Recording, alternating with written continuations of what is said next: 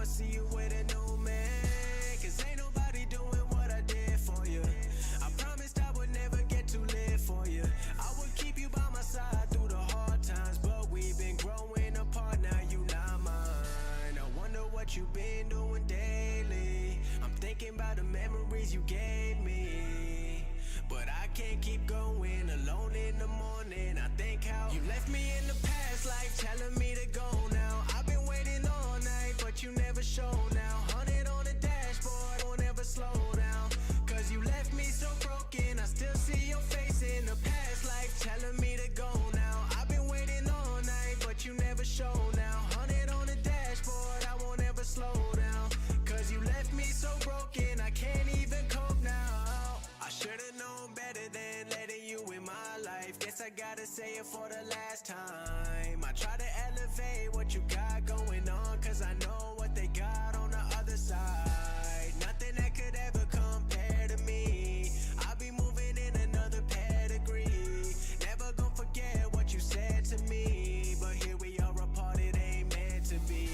I wonder what you've been doing daily. I'm thinking about the memories you gave me, but I can't keep going alone in the morning. I think how you left me in the past life, telling me to go now. I've been waiting all night, but you never show now. 100 on the dashboard, I won't ever slow down. Cause you left me so broken, I still see your face in the past life, telling me to go now. I've been waiting all night, but you never show now. 100 on the dashboard, I won't ever slow down. Cause you left me so broken, I can't even cope now.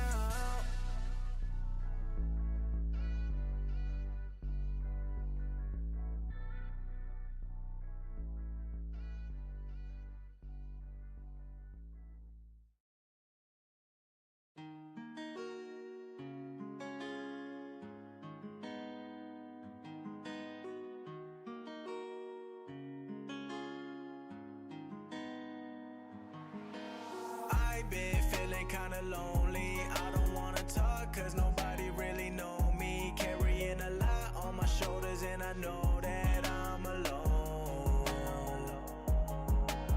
I've been dealing with my nightmares every time I'm looking, and it's right there. I cannot hide from anything, I gotta let it go.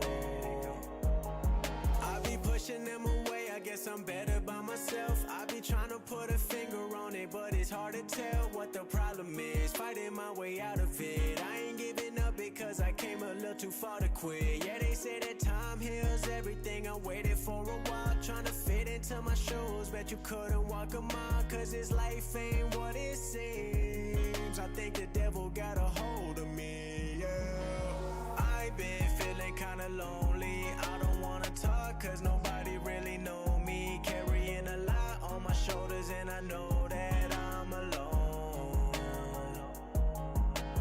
I've been dealing with my nightmares every time I'm looking, and it's right there. I cannot hide from anything, I gotta let it go.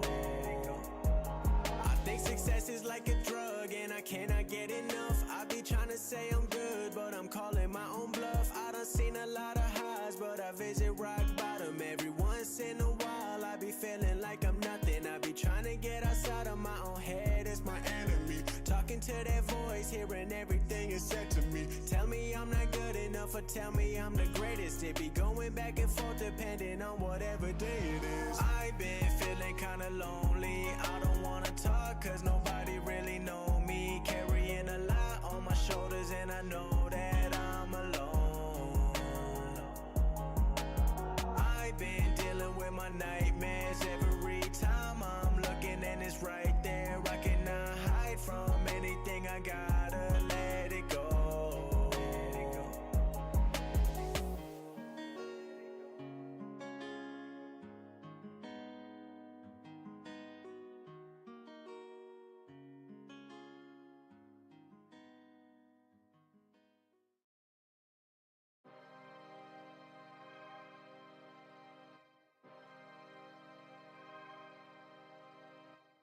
I'm very sorry and I apologize for the inconvenience of me not giving a fuck. I just pull up and I'm flexing. I've been been busy counting blessings. Shawty asking for directions. Told her meet me in the bedroom. Coming back with a vengeance. I've been working on my mental.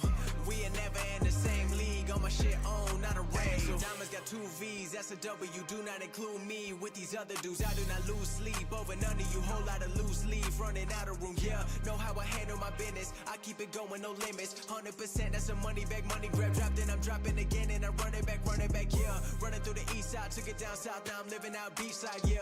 Living out my raps, only talking about facts. Everybody know I ain't gotta remind, yeah. It's a new era, but it's still no cap. Make a hit, then I go and hit rewind, yeah. Everybody trying to keep up, but I ain't gon' stop. You just get left behind.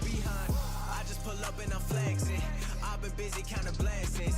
Shawty asking for directions. Told her meet me in the bedroom. Coming back with a vengeance. I've been working on my mental. We ain't never in the same league. On my shit on, not a rental. Same side, never switch it up. Some of y'all gotta just go ahead and give it up. I'm about to cop me a Bentley truck just cause I want it. I don't really give a fuck what they be thinking of. Only be caring about real ones. Shout out the fans who be showing the real love, yeah. Been through a lot and I seen enough. Put all the food on my plate and I'm eating up, yeah. City on my back like LeBron. Feeling like Superman, put my cape on. I'll never forget what I came from. I'm trying to go down with the great ones. All my idols turn to my rivals. I play all day for the title. Some of y'all just play for survival. We cannot relate this life, not recitals, yeah. I just pull up and I'm flexing. I've been busy counting blessings. Shawty asking for directions. Told her meet me in the bedroom. Coming back with a vengeance. I've been working on my mental. We ain't never in the same league. On my shit on, not a rental.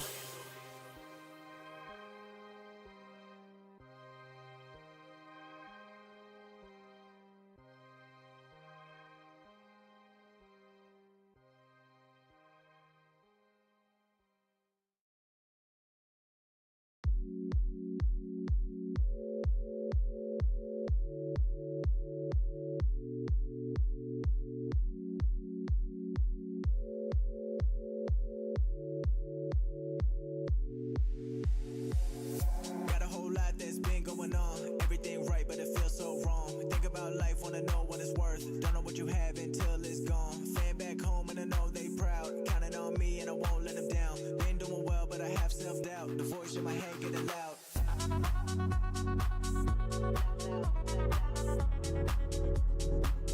The voice in my head getting loud.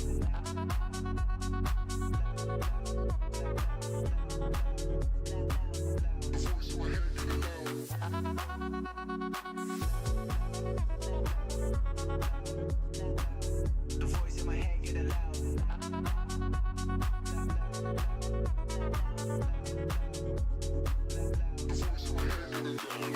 Got a whole lot that's on my plate. I'ma get to it a different day. Time goes by in a blink of an eye. Seasons pass, but nothing has changed. All my energy lost and found. People pass and don't come around. Been doing well, but I have self-doubt. The voice in my head getting loud.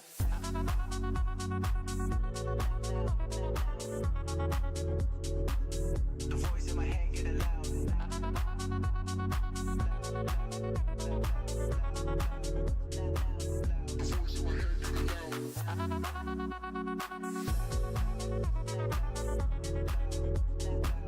The voice in my head getting loud.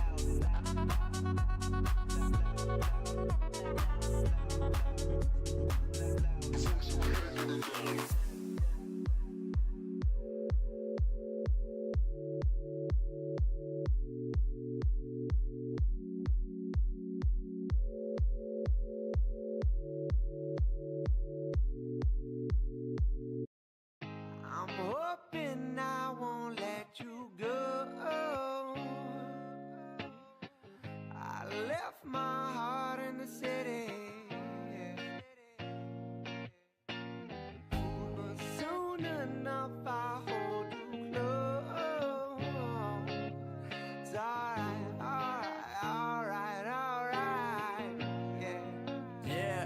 yeah.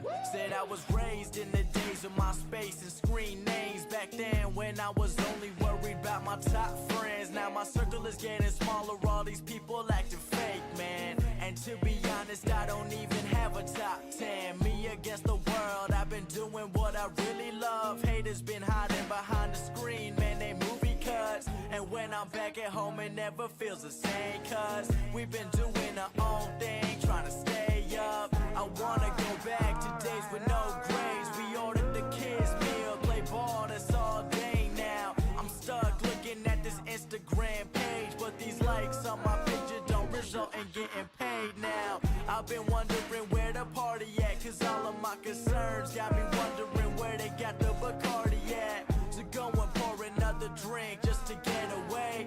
We gotta live it up, Carolina here to stay. I'm hoping I won't let you go. I left my heart in the city. But soon enough I'll hold you close. It's alright, yeah. I've been the truest dude back since I was shooting hoops. New issues, you know what I've been going through.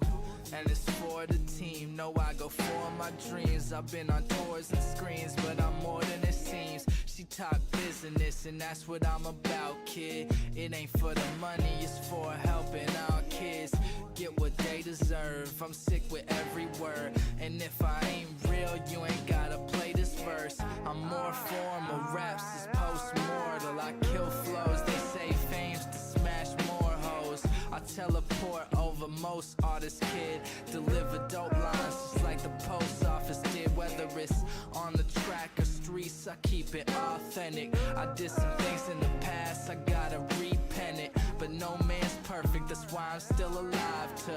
To keep reflecting, to keep this car and driving. I'm hoping I won't let you go. I left my heart in the city. But soon enough I'll hold you close. It's alright, yeah. I'm hoping I won't let you go. I left my heart in the city. But soon enough I'll hold you close. It's alright,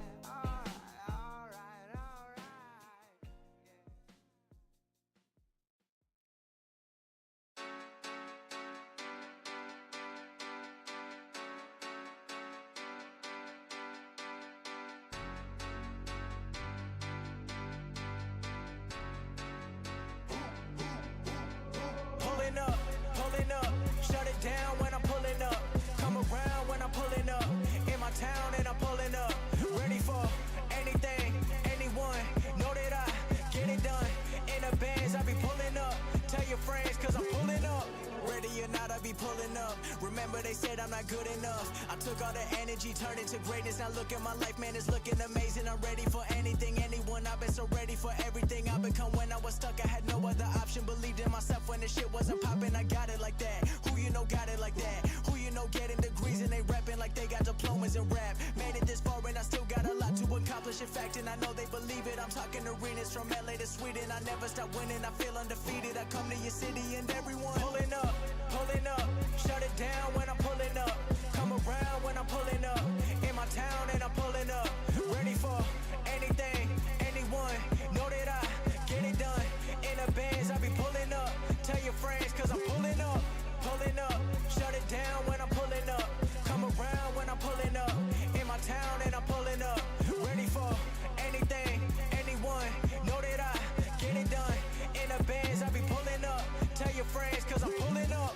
Pull up, I get what I want. I need a million ones. I need a couple of states to put all the haters back into their place. Now bring in the bass. Hey, ready for the big league. Never gonna miss me when I'm on the TV. I'm the MVP. Whenever they hear me kill it, they be coming at me, but I hit them with a pivot. I've been ready for the shit. Never gonna quit. Pull up and I'm never gonna miss.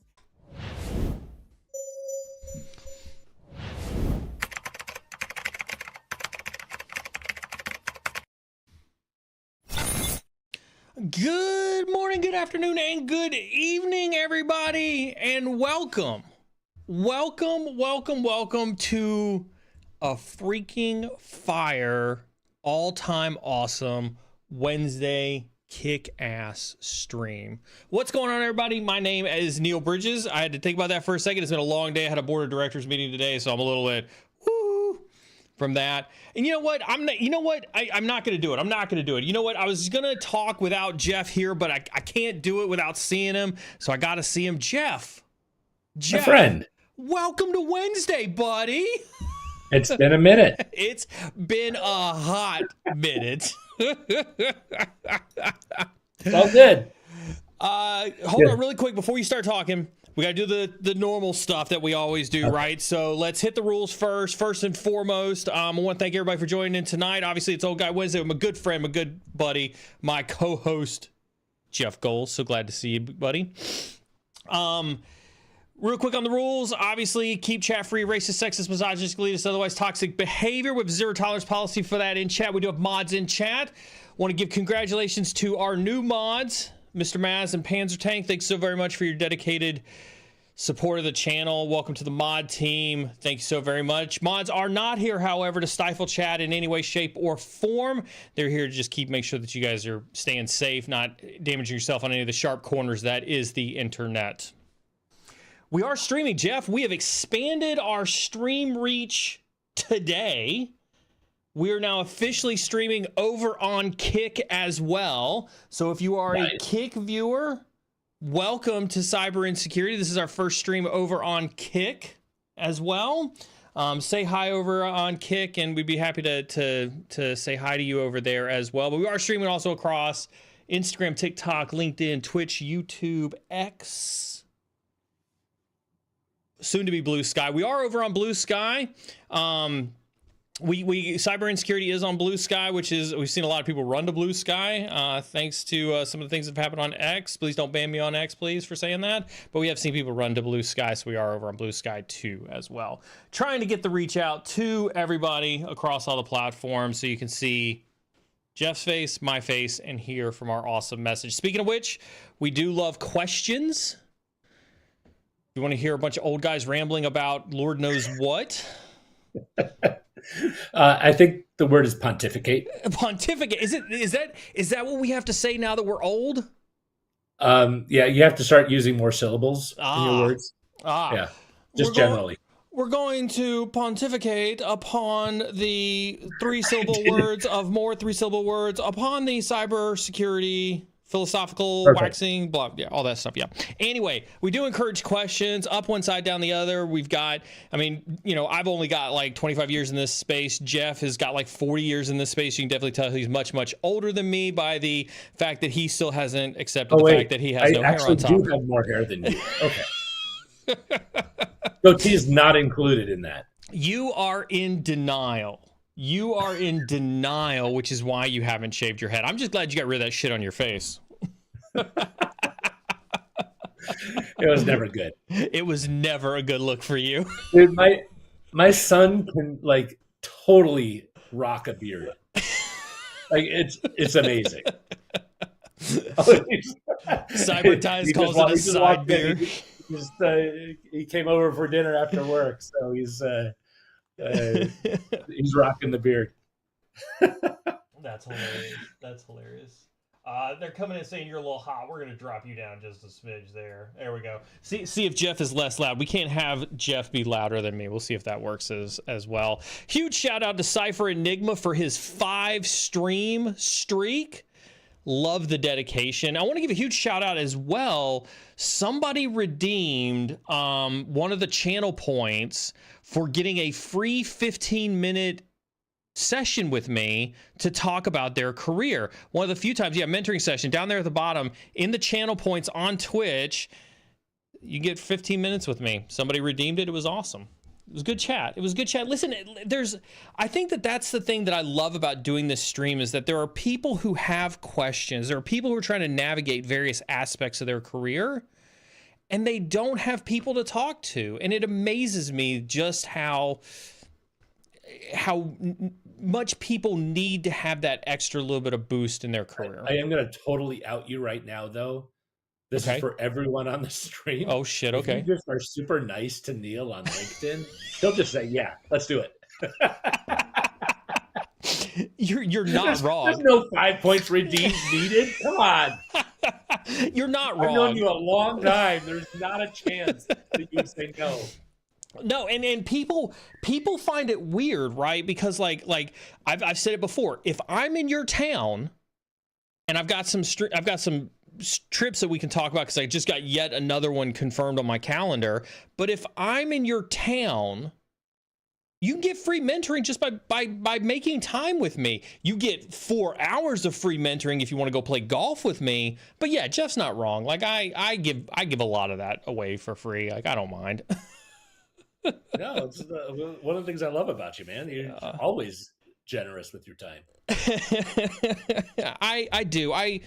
Listen. I learned a long time ago. So I've got a golf coach, and just one. No, not just one, but a lot better for someone who's only had one golf coach. No, I have multiple golf coaches. This would be like a full-time, job for like 8 people. So I don't know whether to be insulted because you're saying I'm that bad or not, or no, but you were. How bad was I, Jeff?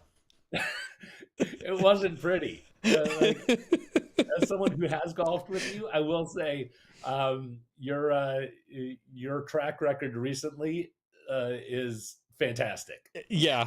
I've sent you some of my scores recently, far and away better than what it used to be. But I got this golf coach, and I've made it clear to him that I have no problem paying him. And he's a PGA professional. He's been on tour. He's worked with some of the greats. He's worked with Tiger. He's worked with Bernard Langer, who's on the Champions Tour.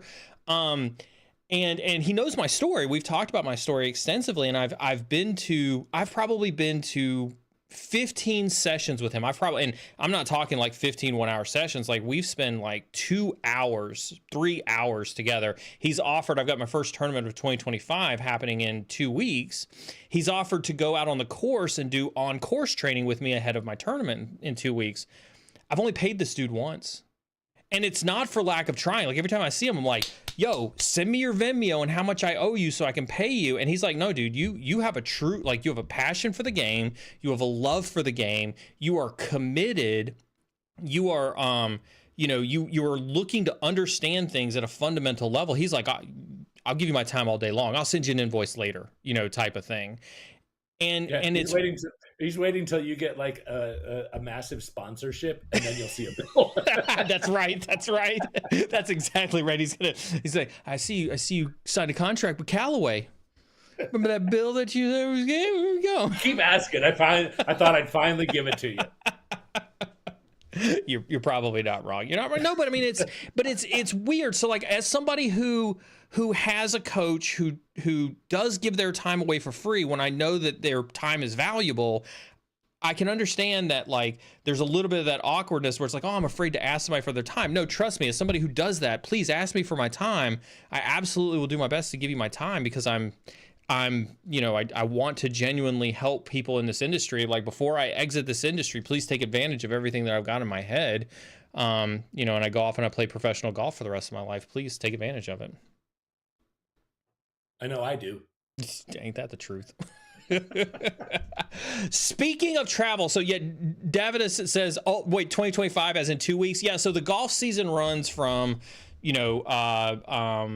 September, October, November. It runs from August 31st or September 1st to August 31st. That's when the golf season runs, right? Even the PGA Tour, that's when they run, is from August 1st or September 1st, August 31st. And so I've skipped September and October and most of November. And so my first tournament of 2025, of the 2025 season, will be November 30th. Down south in Myrtle Beach. But then, Jeff, I'm going to be in your neck of the woods not 2 weeks after that. I'm going to be up in Chicago. Love it. I'm not looking forward to that. It's beautiful up here. What are you talking about? Not in December. It's not beautiful. I remember that. It was PTSD for me. Yeah, you guys just like you disembarked the ark that Noah built down there. Like you guys have been underwater for what, 8 weeks? No, it's been gorgeous. It's been a little cold. It's been like in the 40s, which has been like just really terrible. It's as cold as it's been here. No, by the time I get there, there's gonna be 17 inches of snow on the ground. Don't lie to me. It's always beautiful in Chicago. I know that, but yeah. So I'm looking forward to that. Jeff, I'm gonna be up there. So yes, around what I say, Jeff, December 11th, December 12th. Mm-hmm. If you're in the Chicagoland area, add that one to your calendar. Reach out to me in DMs and let's book some time. If you want some time with me in the Chicagoland area, make sure you book some time with me. Are you traveling anywhere, Jeff? I am down in Atlanta, actually next week. I'm up in Minnesota and then Atlanta next week. And then I've got a few weeks just totally chilling. Yeah. No travel for you. What's how are you're a couple months into your new job? Yeah. You've gotten your feet wet. What have been, let's talk about new job, right? It's always exciting to get a new role. What are some of the things, what are the first 3 things that you do in a new role that you feel ensures your success in the company, or at least like answers the mail about whether you're going to be successful in this company or not?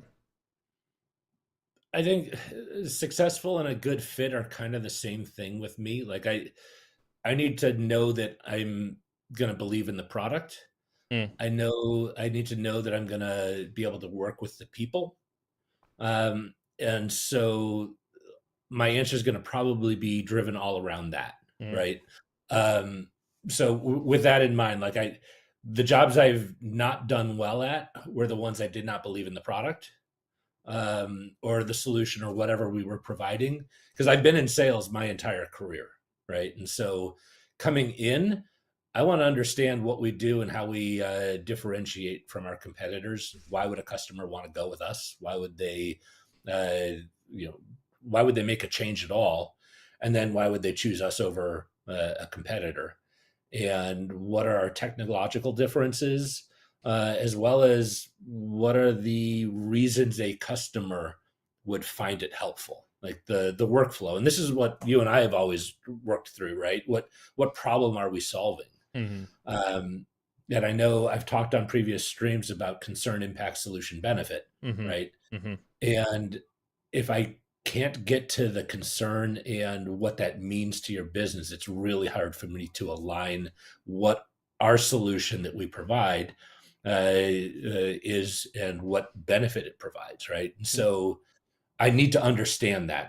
That's number one, first thing. And some of that happens before you sign. I was gonna say, like, how much of that happens? How much of that are you trying to figure out in the interview process? The problem is during the interview process, it's all Kool-Aid. It's all Kool-Aid until you. No, I'm serious. Like, no, you're right. I laugh because you're true. You're right. All we need is you to just go out and sell it. Yeah, absolutely, absolutely. Everybody loves our product. Just go out there and sell it. It's easy money. Right. It's easy. But then you go in and you're like, wait a minute, it doesn't do this. Wait a minute, it doesn't do that.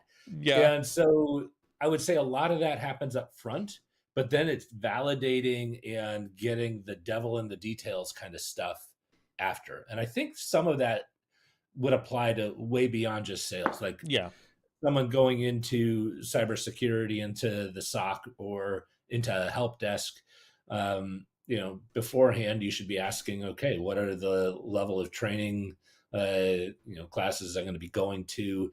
How do you measure success? How do your best people achieve success? So you're validating a lot of the things that you learn up front. So that's kind of like the first thing I do, just to make sure. Then the second thing I typically would do is get the lay of the land of who are my customers, who are my prospects, who are the people I can't work with, both inside the company and outside the company. Some of that includes partners. And I will say I've been really, really pleasantly surprised with how many people just are diving in at my current company, right? Yeah. And it's like I was on with our CTO earlier today going through our product, one of the pieces of our product, and just saying, I think we're missing the mark on this piece. How can we adjust that? And he was like, oh, that's a great point. We're actually already down the path.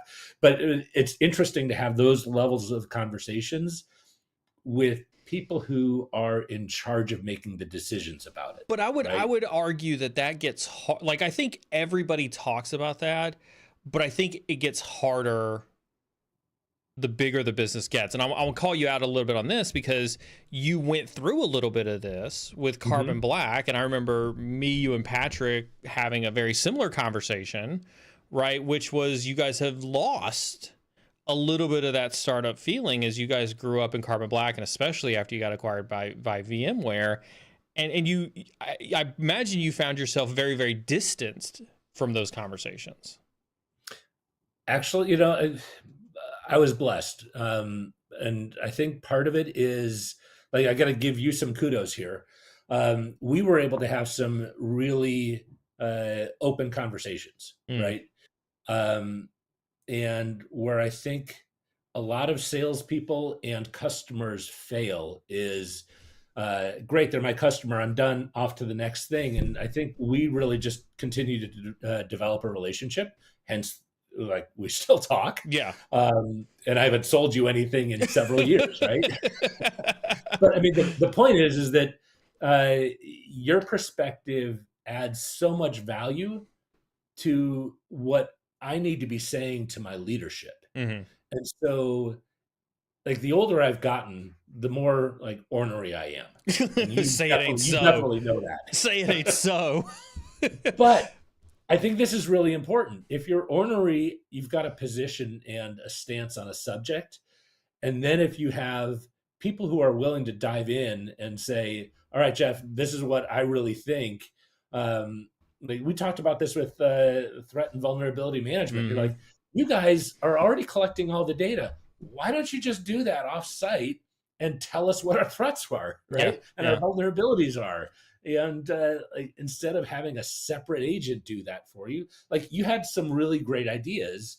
And it was only because I was getting the voice of the customer and being able to, vehemently discuss that with a solid stance and a position that was bolstered by customer opinion on what we should be doing. So all I was doing was taking opinions that you were saying we should do, and the good, bad, and the ugly, and transferring that over to the people who had something to do with it. And I was afforded the opportunity to speak loudly and often, even when VMware bought us, and then even when, like, that was with Dell, VMware, then just VMware, then Broadcom, right up into the end when Broadcom dismantled everything.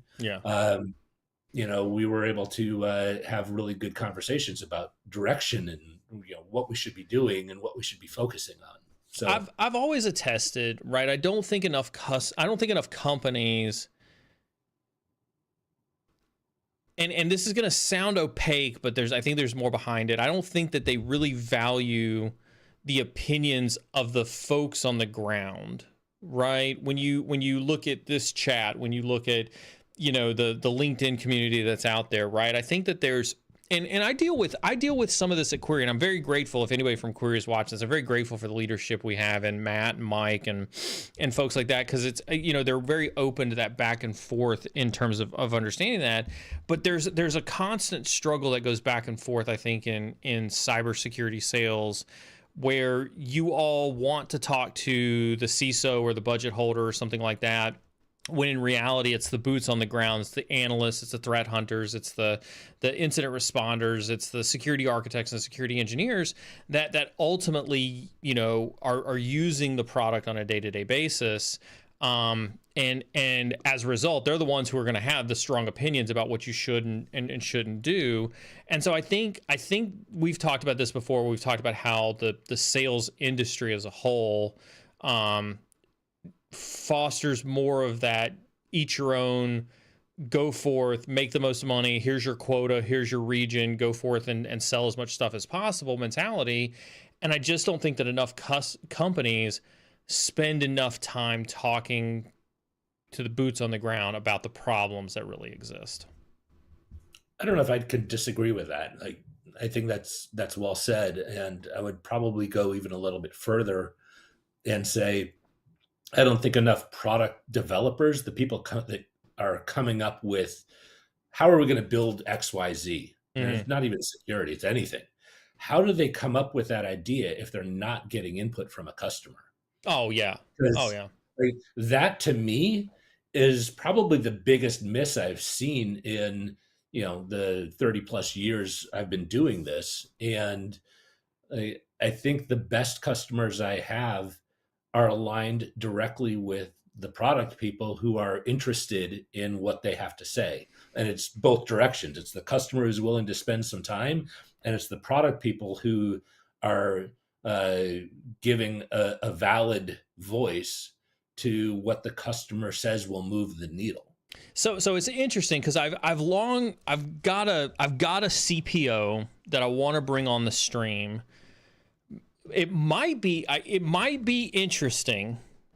Chat, let me know across the platforms when we talk about the cybersecurity industry, when we talk about technology, we talk about the disconnect between the real threats that exist out there and the solutions that are provided, whether it's EDR, SIM, email gateways, network, IPSs, IDSs, things like that. It might be interesting to see a CISO, a sales executive, and a product manager sit on a stream together and argue between the three of us about where that disconnect exists. Do you have an opinion on where it exists? I think it exists in sales. If you could solve one of the disconnects, it'd be sales. I'd argue it'd be sales. It's between all three of them. It'd be sales, hands down, every day of the week. Every day of the week, it'd be sales. The amount of hate that I have for sales as a profession is unimaginable. I know it's whenever I call you a salesperson that you get really, really irritated. Look at that. Chat agrees. Chat agrees. It's always sales. Can we get that one pushed up on screen? Well, I think you're an official CISO at this point because it's not your fault. Oh, is that what it is? Oh God, always be closing. Yes, always be closing. No, we'll add that one to the list for sure because I'm definitely I would blame sales. And I don't think like I very much want to pat you on the head, Jeff, and be like, it's not your fault. I understand it's not your fault, right? You're given unrealistic expectations. You're charged with going out there and make some money, and so you do. I'd highly recommend you don't do that. It's okay, Jeff. It's okay. Yeah. But it is. I do. I do. I largely blame you.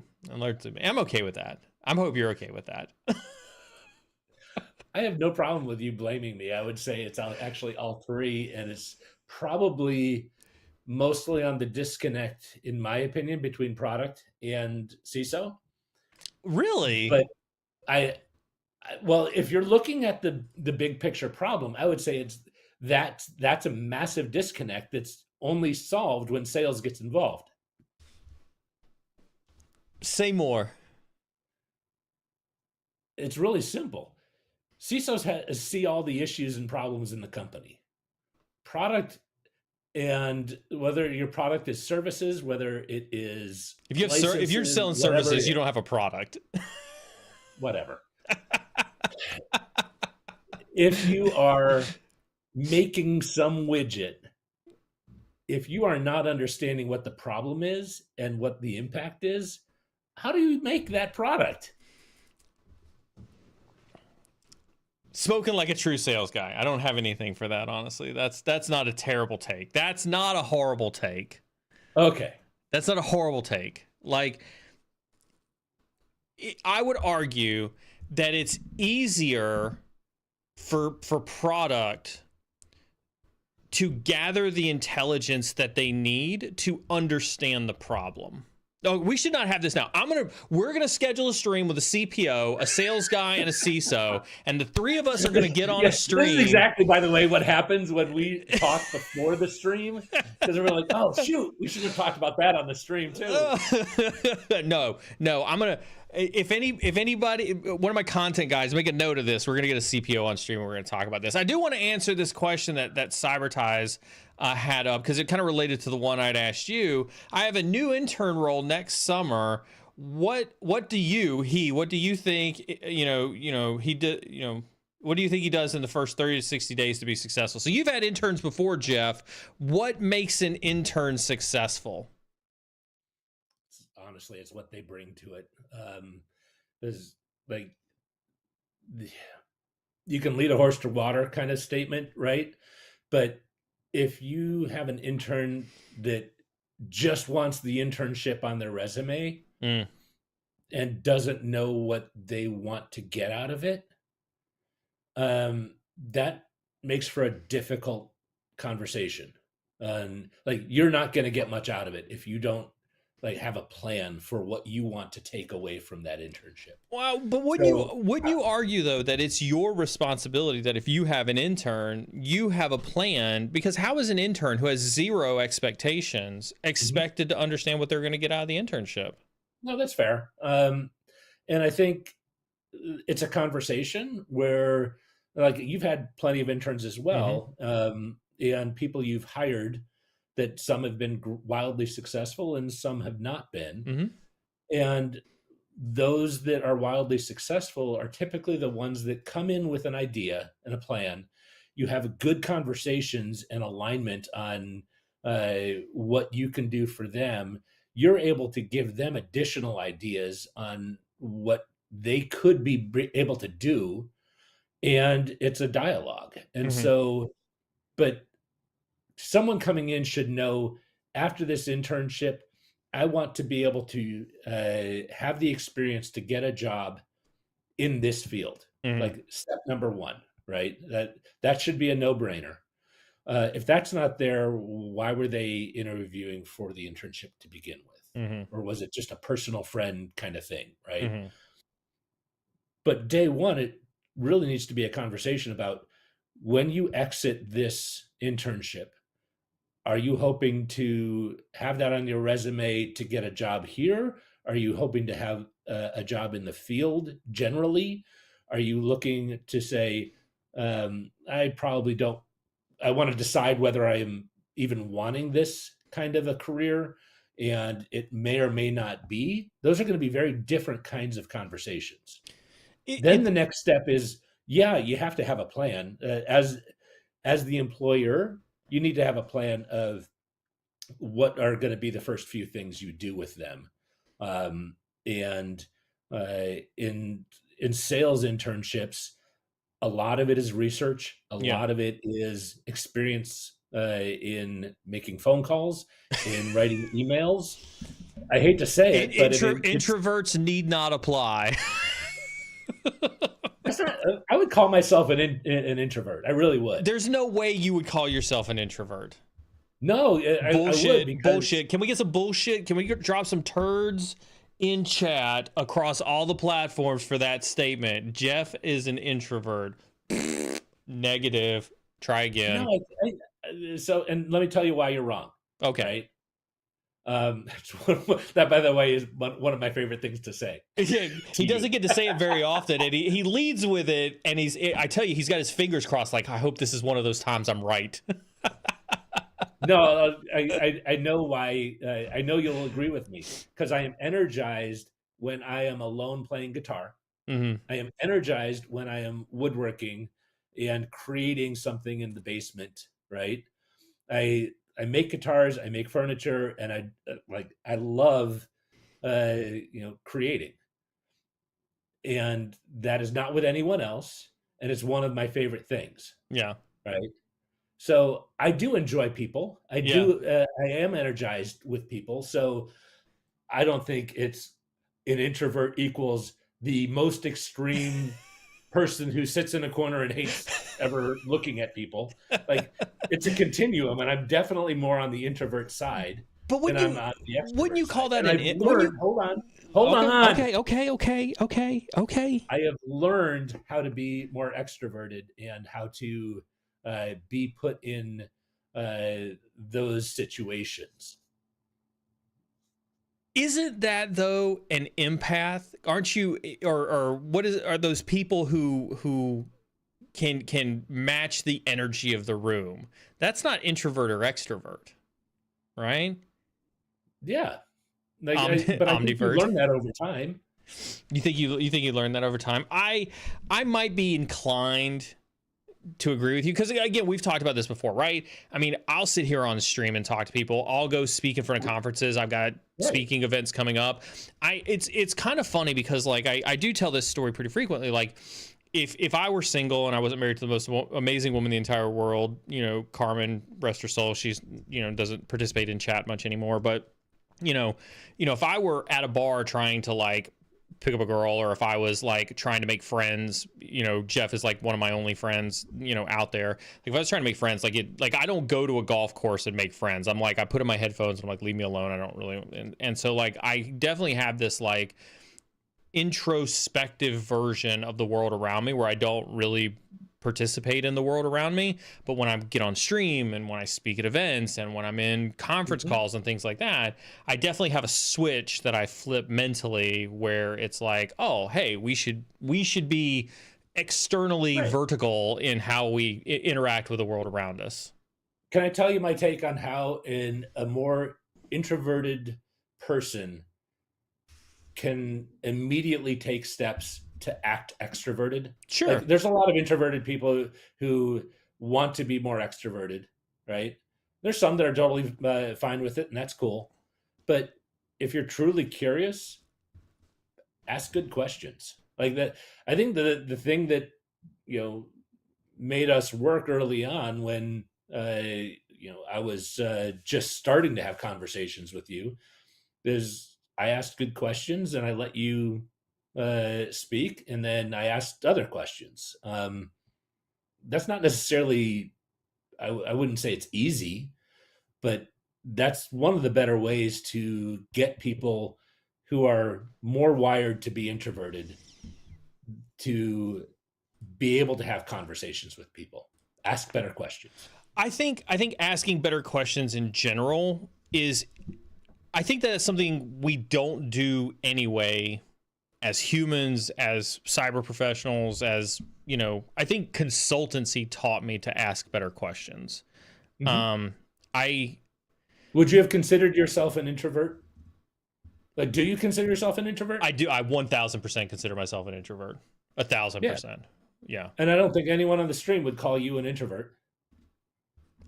You're probably right. Yeah, I don't think. I think that's probably survey. How do we have? Can we do surveys? We could do it. We could do a poll on Twitch.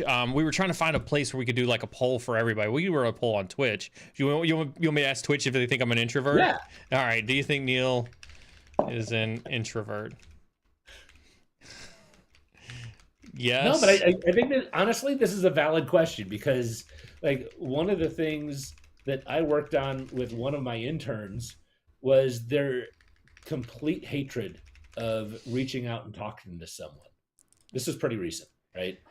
And they just did not like phone calls. And I was like, well, what's the most curious thing you could come up with? What question could you derive from this person's LinkedIn, right? And it was an exercise we walked through. It was, I would normally call it research, right? But it was, you know, the person was, in my case, they were interested in music. They taught their kids some music. They had taught their kids some sports. So they were their coach. And so I'm like, that's a really cool thing to know about someone. They put it out there on LinkedIn. I also do the same kinds of things. So immediately I would be like, what instrument do you teach them? And like, what's your background in music? Yeah. Like, I'm truly curious about that kind of stuff, right? Yeah. And you know, when you were interested in guitar, I was like, great, what kind of music? That lasted all like 5 minutes, by the way. When was the last time you picked up your stinking guitar? It's over there in the corner. It sits on that side of the camera that I need use to for call Zoom. Carmen and say, make Neal play the guitar. No, she'll be like, he converted the theater into a golf simulator. We've got tens of thousands of dollars into golf. Just leave him alone about the guitar.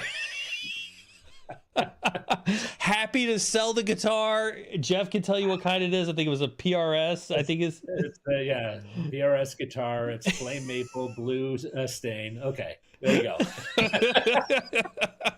I know more about your guitar than you do. You do know more about my guitar than because I literally no shit, guys. I bought the thing. I sent a picture of it to Jeff, and I was like, "Hey, is this thing any good?"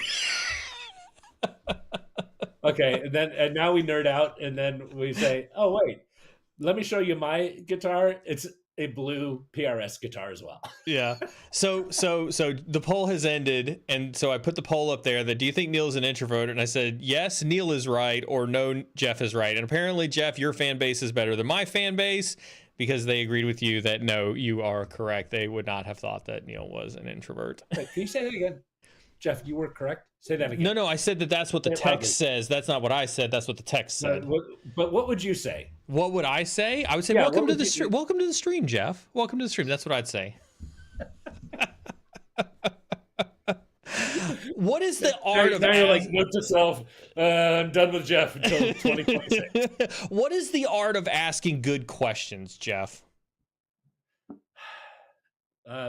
That's a great question. And I'll tell you, you did the number one thing you have to do. Boom, boom. Open-ended. Like, you didn't ask it in a way that's yes or no. You didn't say, so do you think the art of asking a great question is whatever? And then I have to say yes, or I say no. Like, it's almost like I've interviewed people for a few years. It's not a very interesting question, right? But no, it's like you did the first thing right out of the gates, which is open-ended. And all I mean by open-ended is you force them to think and give a more than 1 or 2 word answer. Unless, of course, you're asking a teenager and then they give you a 1 or 2 word answer no matter what you do. Sounds like you've got experience. For instance. Fine. Good. But no, that's the first thing, learning a little bit about the person, being curious about them. I think the art of great questions is number one, just being curious. And if you're not curious, fake like you are. The second thing is do good research. Try to find something that is interesting to you, because then you don't even have to fake it.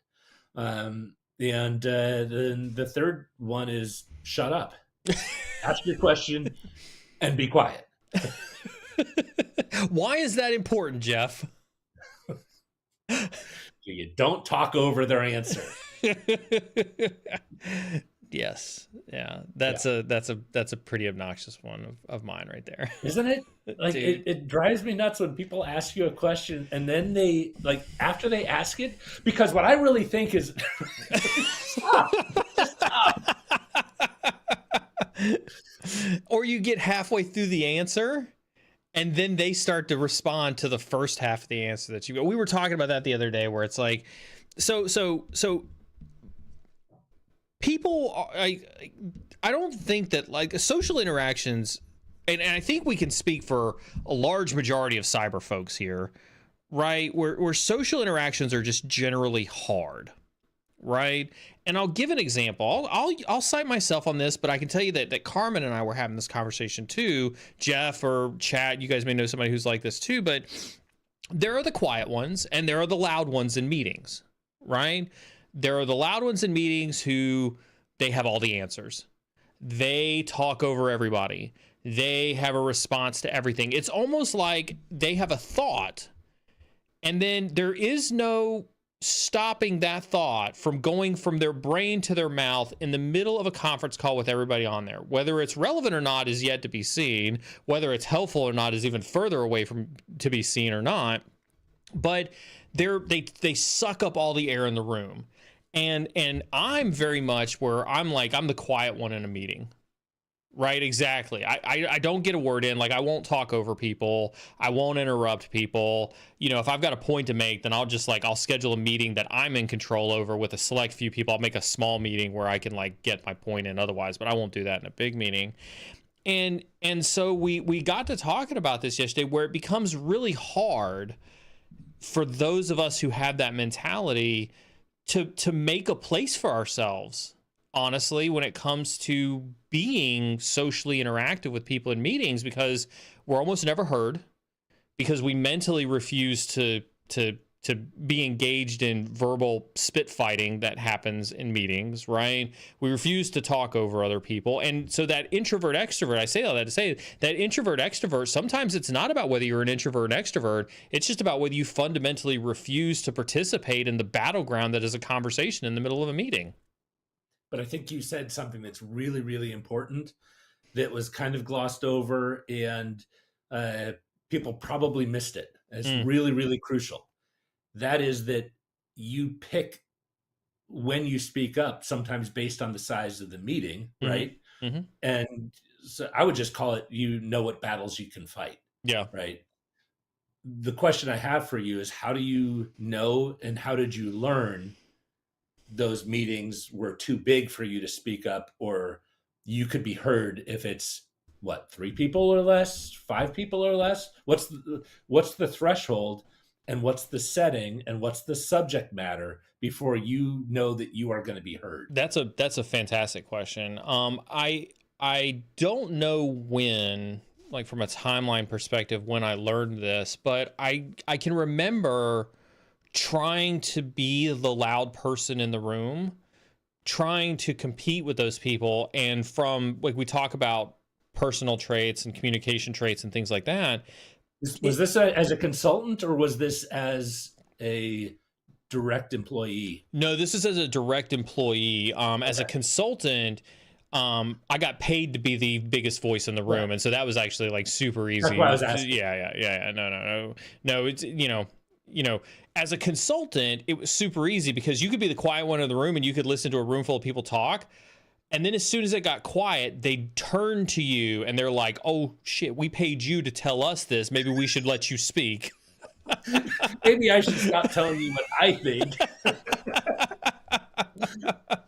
Yeah. The person that's, we're spending $500 an hour to speak, let him speak. At a minimum, like, I'll sit here and listen to you all argue about it all day long if you want. No, as an employee, like when I had that different hat, and it happened at Abbott, you know, and Abbott was really weird for me because I'd come from being a consultant at PwC, and so I'd come from being in that room where, you know, people would talk and then they turn to me and be like, Neal, what do you think? I had gone from that to being an employee and being in that same room of the same people who were talking really, really loud. And all of a sudden it was amazing how they stopped turning to me and be like, Neal, what do you think? And so I can remember trying to compete for that airtime, because, you know, the CIO was there, the chief counsel was there, the you know, and things like that. And it became mentally exhausting for me to try to compete in a room like that. And I think that for me was when I had multiple times where I would come home from, I'd come home from work and I would just be like, I'm so tired, I'm so exhausted. Oh, why does work have to be so hard? Why does communicating with these people have to be so hard? Why can't I get them to understand that this is a super important project? You know, all the things that would come along with that. And I think it took some beatings on the head for me to sit back and go, I need to try to solve this problem differently. And I think that's something that a lot of people don't have that self-awareness of when they encounter challenging situations in the workplace, is to take a step back and realize that, like, nobody's going to make room for you, right? Nobody's going to make room for you. Nobody has a responsibility to make room for you. I know that sounds harsh, but nobody has a responsibility to make room for you. You have the responsibility to make your voice heard. And so when I realized that I needed to take a different approach to make my voice heard. And that's when I started kind of like a process. And I do it today. I literally just did it in the last 2 weeks since I got back from Austin.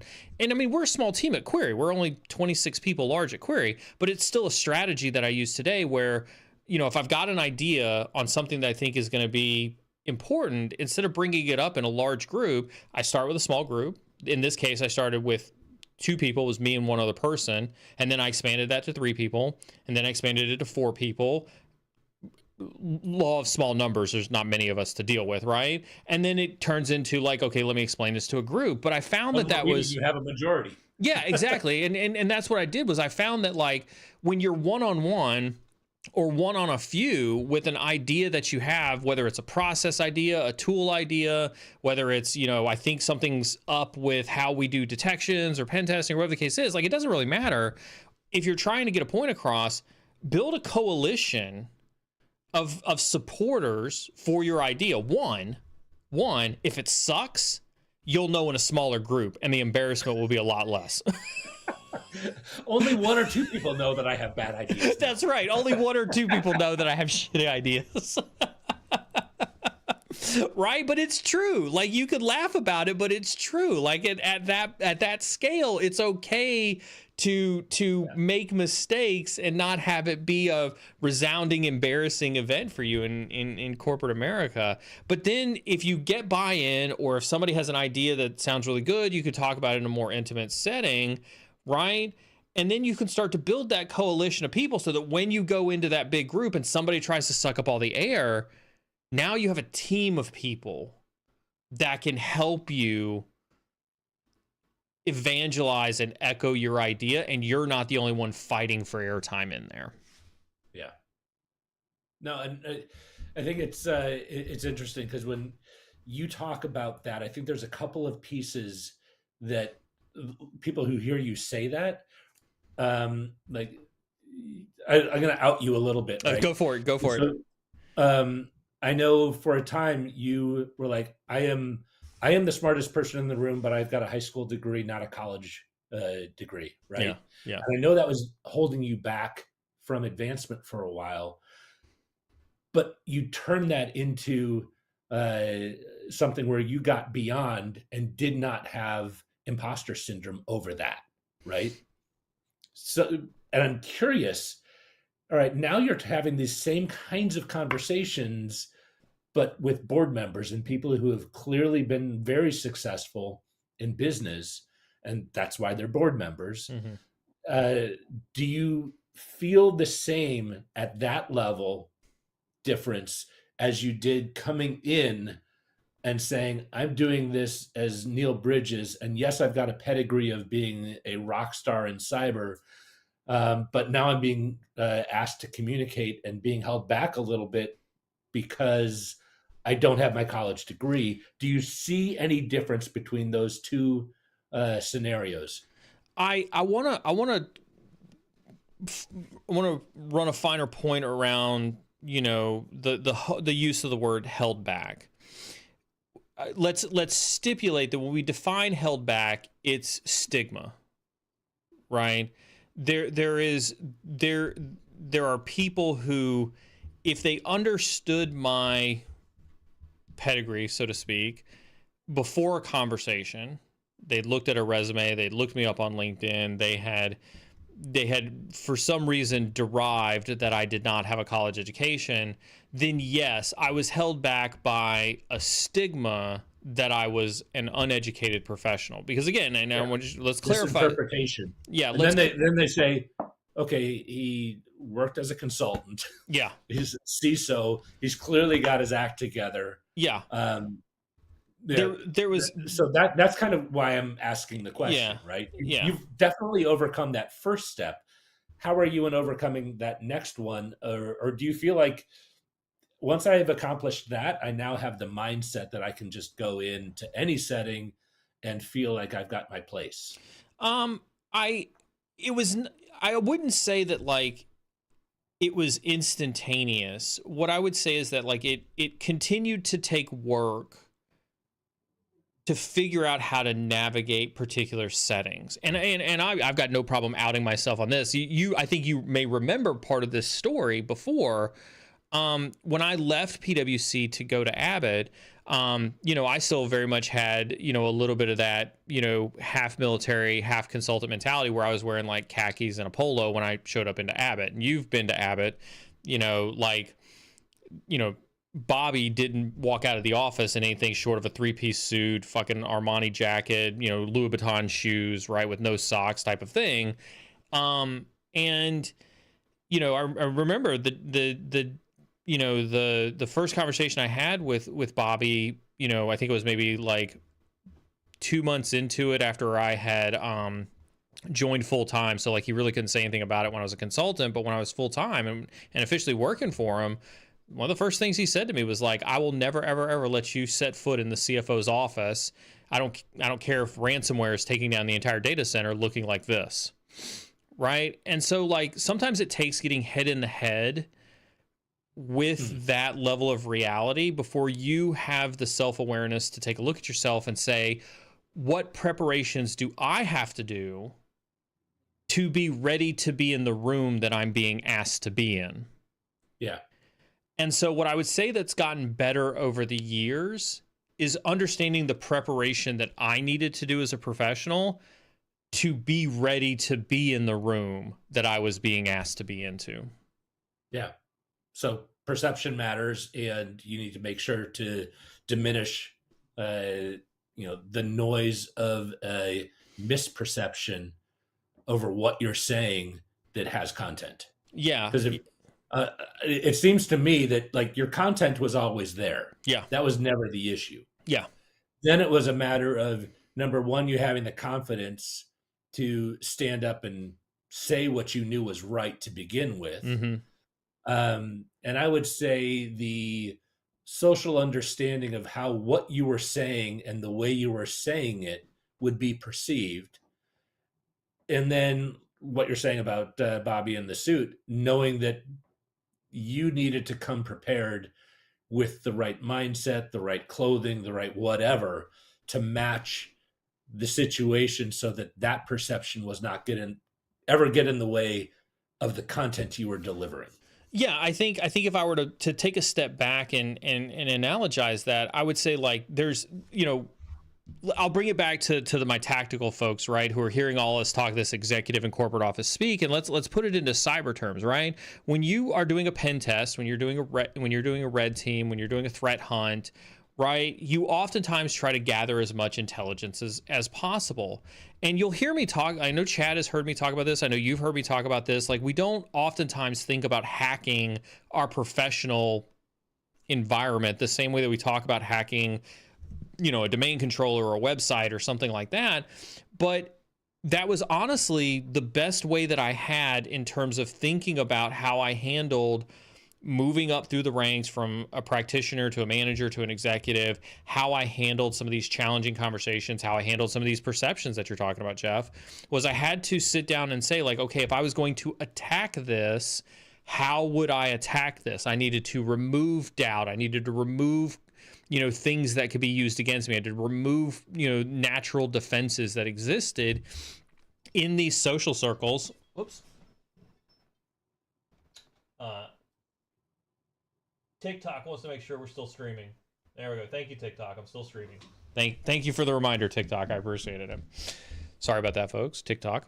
And so like I had to, I didn't want any of these other things to tarnish the message that came out of my mouth, right? If I said we're under attack and we need to do 1, 2, 3 to prevent us from being attacked by this ransomware group, I didn't want the first thing that came out of a CFO's mouth to be like, you're in here with a polo, why should I listen to you?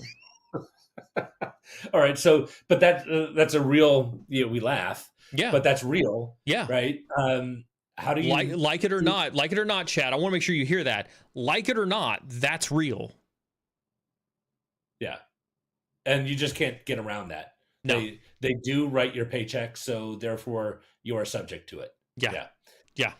Uh, so how did you do the research other than Bobby saying, I will never bring you in? Like that's like a 2x4 upside the head kind of statement, it was very much a 2x4. And I went home and I talked to Carmen, who, she spent, several years in Italy. And so she like had this entire Italian, dress mindset about her. And so her and I went out shopping that night and we bought thousands of dollars worth of new clothes so that I didn't look like a she always bum. looked nicer than you. She did. She's always looked nicer to me in a lot of different ways.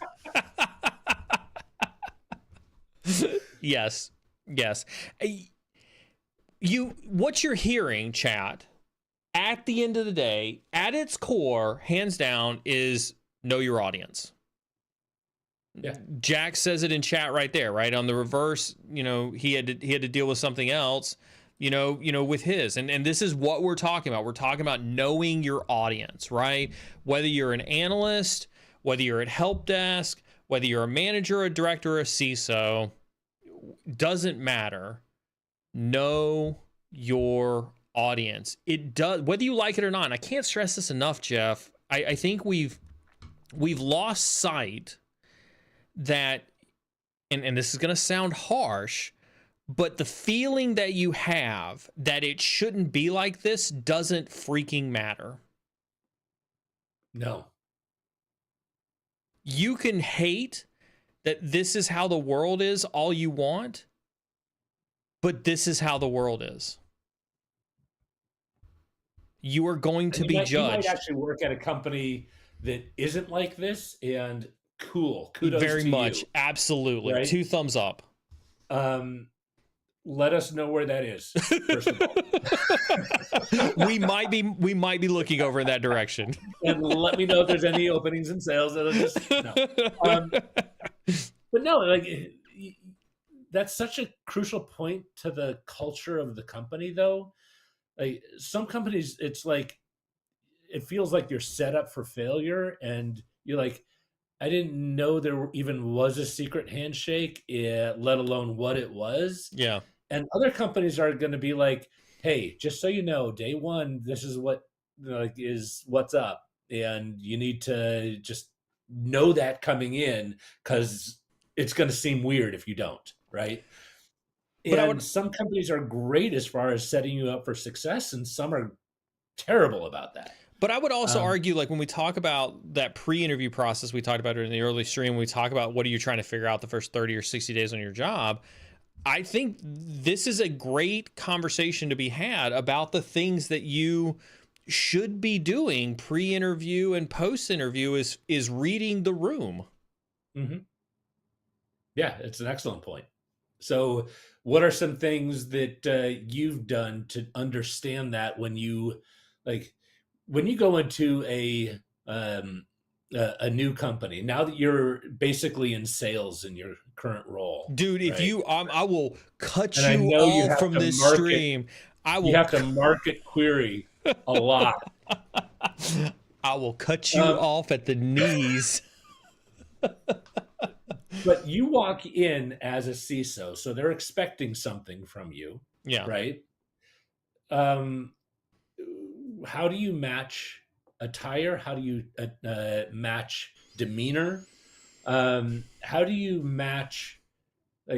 You can go into the weeds better than most people I know, yet you still have the ability to talk at a high level and summarize. Yeah. Right. It's what makes this stream, I think, work so well for you is you can talk at a lot of different levels, and your analogies can be really deep or very high level and be golf related. It's never sports related, but golf related. Right.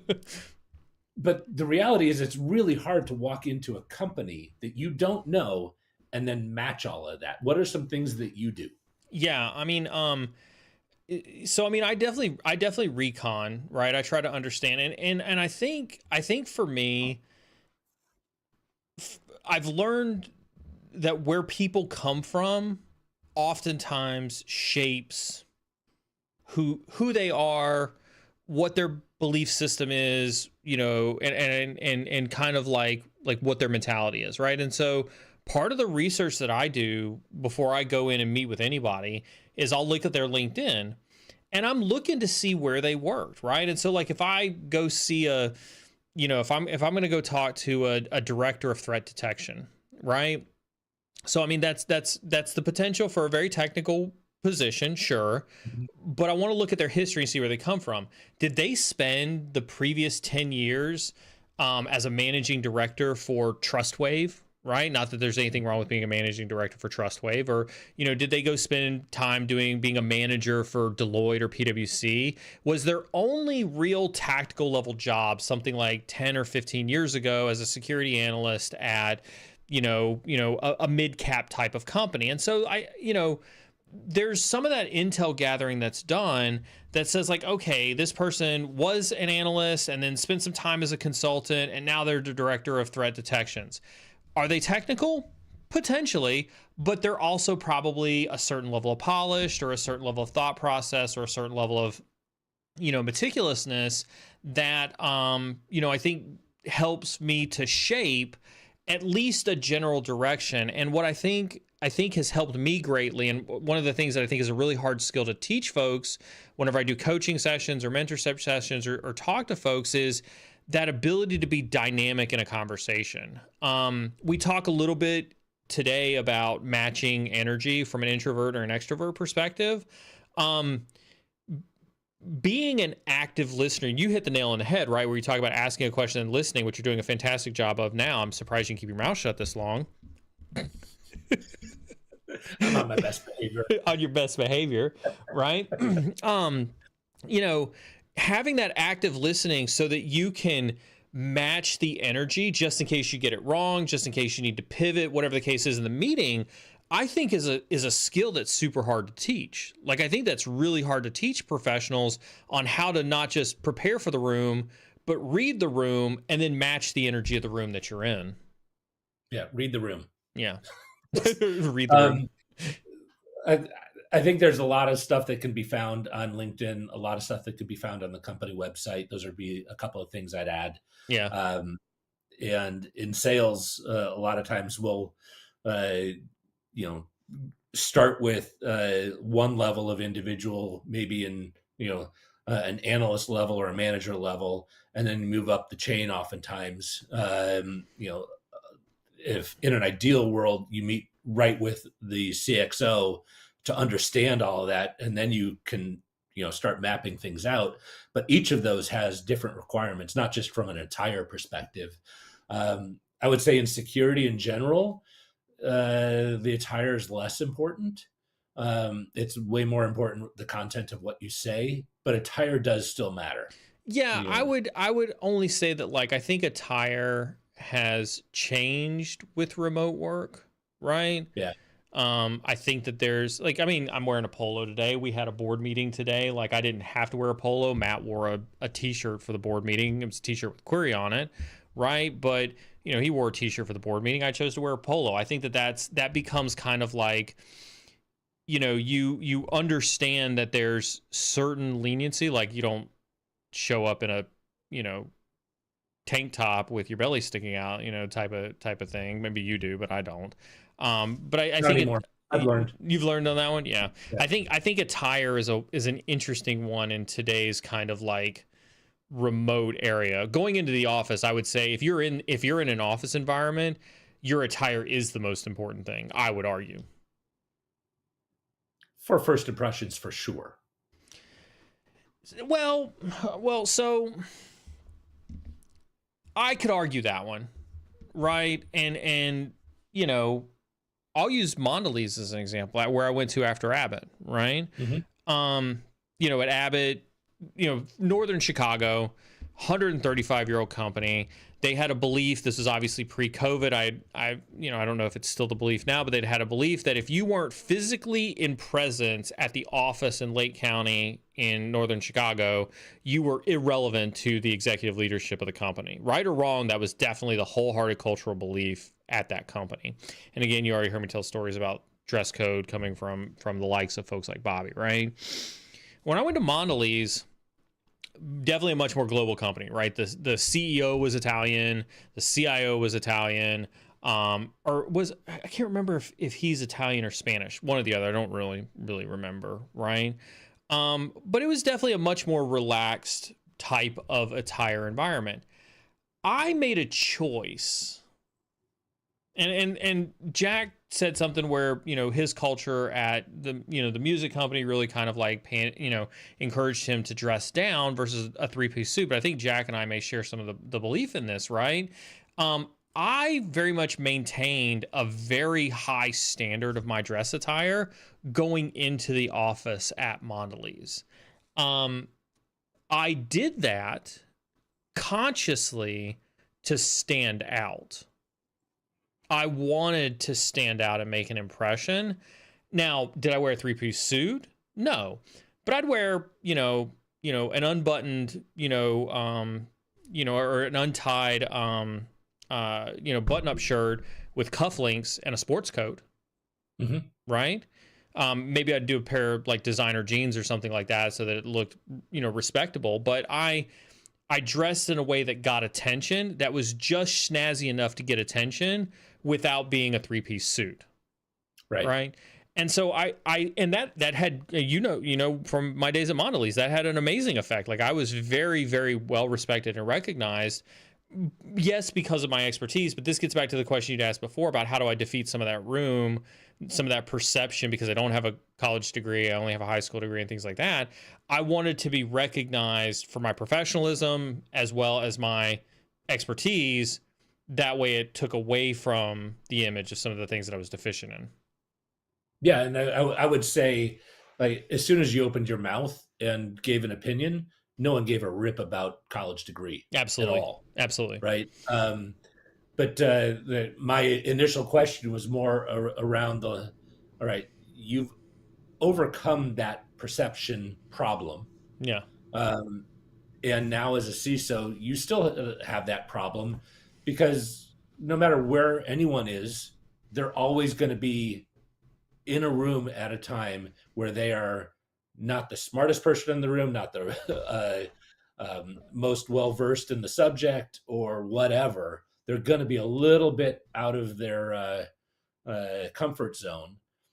And it's a matter of how quickly you can adjust at that point, from my perspective. And that's kind of what I was asking you of, all right, did you just take that capability to adjust quickly that you learned at Abbott and apply it to your current situation as CISO, who now has to be having conversations with the board, probably about some financial things that are not necessarily in your, your tool chest, right? I want to. You got some of it, but it's not your. It's not your main. It's not a mainstay for me by any stretch of the imagination. Yeah. I'll tell you, and I'll be vulnerable a little bit about this. Like I don't mind sharing this. If Dave from Query is listening, or Matt's listening, I don't know if either one of them are listening. Like I'm very open with the fact that I am uncomfortable with sales, as if that's not evident enough from the years that you all have watched Jeff and I together. I am still very, very uncomfortable with even being. You're just angry about it. I've never seen uncomfortability with it. You're just annoyed when you have to do it. Actually, I'm going to amend that. You're not even annoyed when you have to do it. You're pretty good about it. You're annoyed when someone calls you out that you just did it. I'm uncomfortable with that role that I have. But you're really good at it. Anyway, I think part of that being reading the room is building allies in areas where you're not comfortable, right? And so, I'm not comfortable with sales. Maybe I'm good at it because I refuse to be half-assed at anything that I do. I may not like doing something, but I refuse to be half-assed at doing it. But that doesn't change the fact that I'm not the smartest person in the room when it comes to that stuff. And so I leverage the expertise I build allyship with the folks in the room around me that are way smarter in that stuff than I am. Because I don't like being the smartest person in the room. And so like this sounds counterintuitive. I want everybody to listen to this. Jeff, tell me if you've encountered this on your own as well. But I hate being the smartest guy in the room. I actively go out of my way to not be the smartest guy in the room. And what do I mean by that? You know the easiest way to not be the smartest person in the room? Don't be in the room. Actually, not be the smartest person in the room. Well, there's. I think that's a cynical I'll answer. raise my hand, Neal. I think that there's a cynical answer to that, which is what you just gave, which is why it's not helpful. I think the way to be the smartest, to not be the smartest person in the room, is to lift the other people up in the room around you as the subject matter experts. Mm-hmm. And so if I go into a meeting, so how do you do that? Yeah, give me an example. Yeah, so I mean, like if I'm gonna, so I mentioned this thing that I had done in the last 2 weeks where I had built a coalition of people that believed an idea that I had, right? Well, when I brought these people into a room together, I leveraged their expertise on the matter in an open-ended question format, like we had talked here, to pull their expertise out to validate my opinions. Yeah. Right? And so the way that looks, for those who are like, what the fuck did Neal just say? Right? Is, like, hey, I'm bringing everybody together to try to determine what color this coin is. For those who are like, what did Neal just show us? It's a marker I got for Tot Hill Farm for winning a tournament there. As Jeff said, I can bring everything back to golf. Anyway, I'm bringing everybody together in this room to figure out what color this coin is. Now, I know that we've got a lot of people in this room. Jeff, you've been around for a really long time. You've got tons of experience. As a matter of fact, you play guitar, and so I know you're super creative. And so, being the most creative person probably in this room, I'd like to ask you, do you have an opinion on what color this coin is? Is this like the navy blue or black dress thing that went around a few years ago? No, it's not that complicated. But that's what I do is it becomes very much like, okay, Jeff, you're an expert because of this, and this quality. I want your expert opinion on what you think this is. And so it's lifting you up and saying to the room, like, I'm not the smart person. I'm not going to tell you what color this coin is. Jeff here is ridiculously smart on that.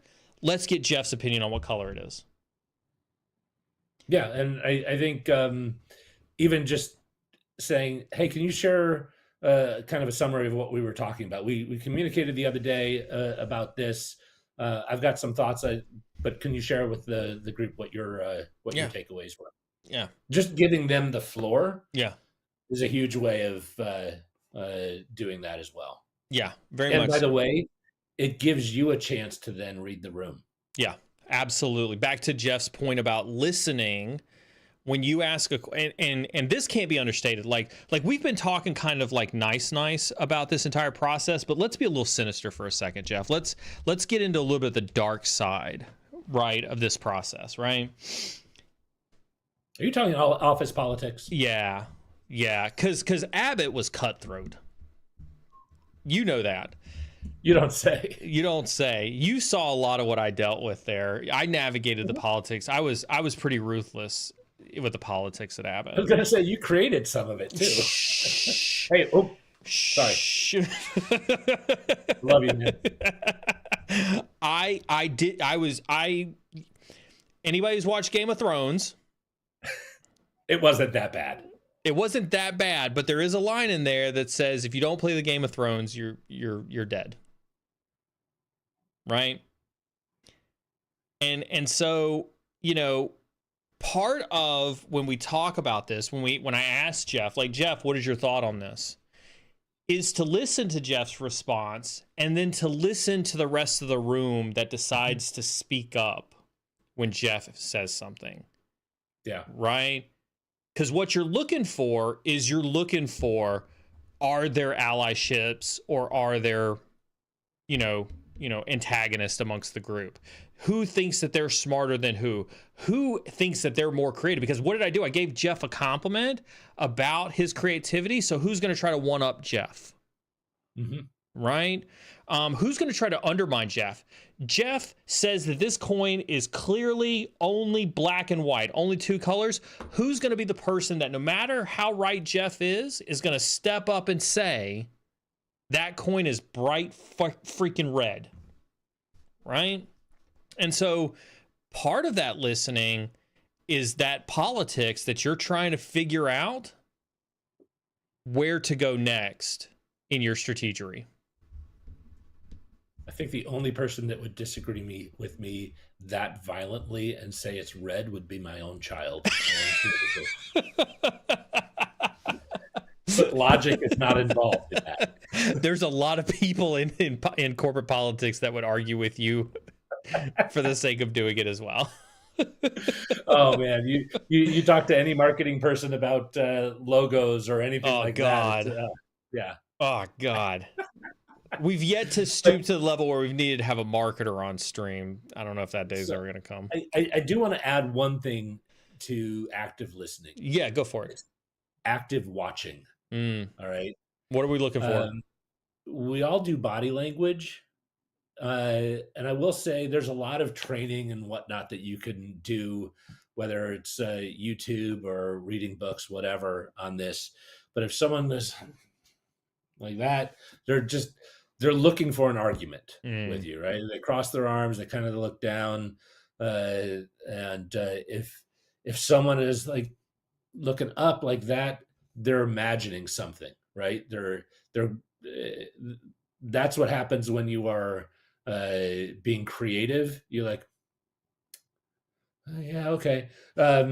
It's not thinking through something, it is creating. Yeah. And so when you're watching other people and listening to them, reading their body language, reading their eyes, reading their facial expressions, some people do that naturally. My middle son is be like, what's up? You're like, what are you talking about? Well, you're kind of looking off to the side when you were talking. Like, oh, he just notices everything. Yeah. Right. Yeah. And my oldest, you could say, I am angry with you, and he wouldn't understand what you're talking about. So we're good. No empathy on the body language whatsoever. Right. Like it was like a total foreign language. Like we used to joke he has a resting I hate you face, right? But the reality is some people just have it naturally. Yeah. And he's learned over time, right, how to do that. And he's learned that, wow, when I say something with my normal frown, it's not received terribly well. But if I just have a grin, like everyone's fine with me saying it, right? So that works. But some people do it naturally. Yeah. If you don't do it naturally, you know who you are, first of all. You can work on it. You can learn it. But actively listen, actively watch. Yeah. That was my only add-on to your No, comments. I think you're right. And I think this is a great conversation, and I want it's fun to talk about this from like an office politics / social cultural type perspective. These are still things that you can, we've had a conversation, Jeff, on stream. I think it was last Friday before we did Sec Data Ops. We had talked about physical pen test, the art of manipulating people. That these are things that are important to that physical pen test conversation. These are things that are important to that social engineering construct, when it comes to social engineering folks, right? Is your body language as an attacker, right? The body language of the person that you're trying to convince with your pretext, right? Whether it's from that at the tactical level up to office politics, these are things that aren't taught in certification programs. You're not going to go find, a class on Udemy or, some, janky boot camp on, how to get into cyber. But I would argue, as Jeff and I have articulated here, these are things that are probably as important, if not more important, than the technical skills that you will learn from those other programs. Yeah, for sure. And I think we've talked a lot about how to communicate up to the senior leadership, whether it's about funding or whatever. I don't think we've ever talked about how you deliver the message. and the research you need to do from just a how I will be perceived perspective.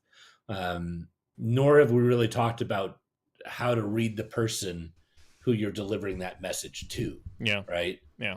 But it's pretty clear if you go down a technical rabbit hole and you start having people that are not making eye contact, they're looking away, they are either way over their skis technically, and you need to like bring it up a couple levels for them, or they are already, it's a no, dude, and I'm just waiting for you to shut up so I can tell you. It's a no, dude. No. Now you sound like some of my conversations. Like, no, dude, I'm not having that meeting with you. No. No. No. Very good chat on. That was a long chat. A little bit of a. That, welcome to Cyber Insecurity for those who have not ever been to a Cyber Insecurity stream before. As this question indicates, what does Old Guy Wednesday cover as a general talk? It is cybersecurity, antics is probably the best way to put it. As you can hear from Jeff and I, we just kind of share our life experiences. We look for questions from you all about, things that you've seen or experienced, or things that you want to talk about. Look at this as like, I think we can call this like viewer call-in. Although we do have a viewer call-in function. Jeff and I haven't done that in a while. We should probably revive the viewer call-in. Like an ask me anything kind of thing. But no, honestly, what Old Guy Wednesday is if you were ever at dinner with Neal and me, this is what dinner is like. And sometimes it is very serious conversations around something that he's dealing with or I'm dealing with, and we strategize together. But the whole point is, over time, we've built a relationship from two very different perspectives, two very different ways of doing business. And Neal jokes that he doesn't like sales, but and I love technology. I love technical things, and I've learned a ton from Neal, and I see a ton of advantage for making sure that we're communicating well. That's the purpose of Old Guy Wednesday. So what you just heard, everybody, for those, since we just had a conversation on office politics, is he uses me. There you go. He uses me. Have I ever said anything but that? On the office politics, so it looks like we got one here. How would one navigate the difference between the politics and the civilian side from a person transitioning out of the military? That's a great question. Jeff, before I answer that from the military perspective, having been in and spent some time in there, what is your overall take on office politics, cyber specific politics? What do you think makes some of the really challenging aspects of corporate politics? People that don't take the time to understand other people's agendas and perspectives, and kind of bulldoze only what they think is important. But that's kind of like the problem statement, or the generation of that problem.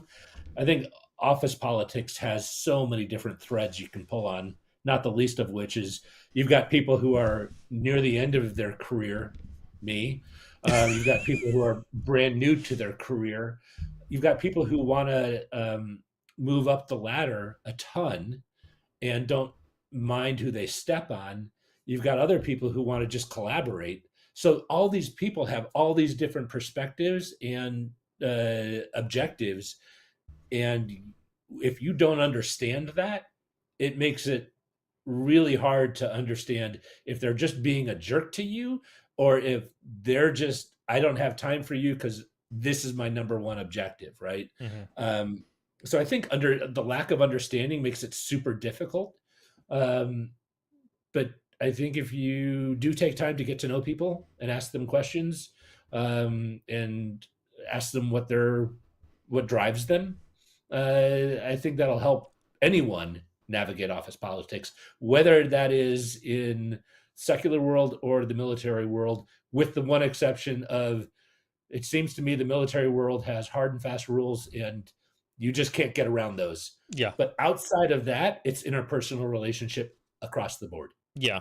1,000%. I'd say, like, I think you hit the nail on the head, like what I was going to hit on, right? Which is in the military, like, I think politics in the military is a little bit more in your face, right? You understand that you're being told to go sweep the leaves out of the, out of the parking lot with a broom because the general is going to come through and the commander wants the parking lot to look nice, right? It's very in your face that you're being asked to facilitate, the political advantage of the full bird colonel who's trying to impress the 4-star general who's coming through, right? I think office politics are much, much more subtle. I don't want to be overly cynical when I say this, but there isn't a family spirit in corporate when you get out of the military. So, like, for my military folks or my veterans in the group, please chime up, about this as well. But we used to, in the military, right, the NCO or the enlisted corps, right, whether it was junior enlisted, senior enlisted, even junior officers and senior officers and things like this, there were these cliques where we all seemed to be able to have this family-oriented type mentality where you'd be in the trenches dealing with it at work, at your unit, but then you could, like, go hang out at night, you could go hang out on the weekend, you could go have barbecues at each other's houses, and it was a very family-friendly type of mentality in the military. And so that meant that there was when the commander told you that you needed to go sweep the leaves because the 4-star general was coming in, at least you could all lament together as a social group. That does not exist on the outside whatsoever. I do joke about one of the companies I went to, and going in, one of their selling points is we're such a family-oriented company. And going out, I was like, yeah, you are, but I'm not in the family.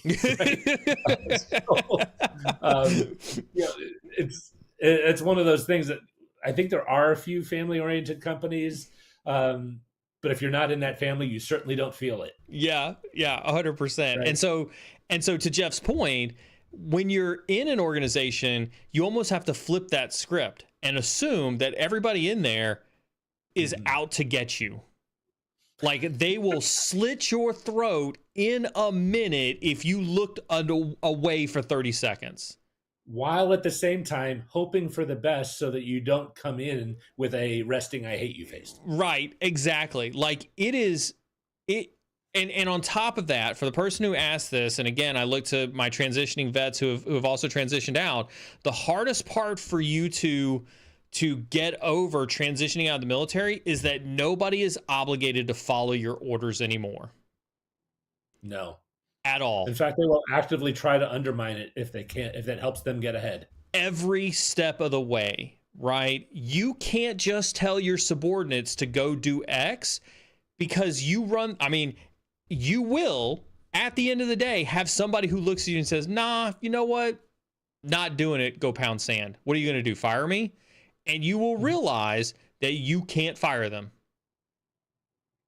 It is way harder to fire people than you ever realized on the outside. Yes. Absolutely. Yeah. And so politics... And peeling potatoes is not really an option for you. Peeling potatoes is definitely not. How do you punish one, right? You don't. Like there isn't like, and there are people who will outlast you. Like, I think you need to realize this. There are people who will suck dirt for years because they know that you will only be able to put up with it for so long and you'll move on. Mm-hmm. You're not wrong. And some of those people end up moving into management. And then really silly.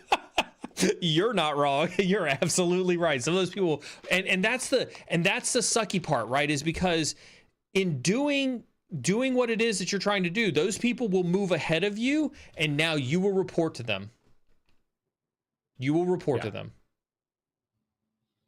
So this is why you have to assume the worst and hope for the best, and avoid having the resting I hate you face. Absolutely, to all those things. And so, like, that's, how would one navigate?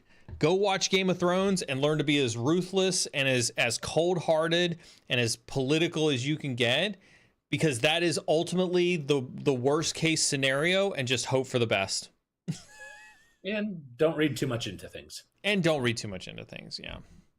because it really isn't about you. It's only about them. It really isn't about you. Like, it is like everybody is out to get their own, and they're taught in corporate America that that's how you have to get up. You have to slice your neighbor's throat if you want to move from the position you're at to the position you want to get to. Yep. Jeff, how long have we known each other? 2015? I was going to say 2016. Yeah, 2016. So almost 8 years. Yeah. Yeah.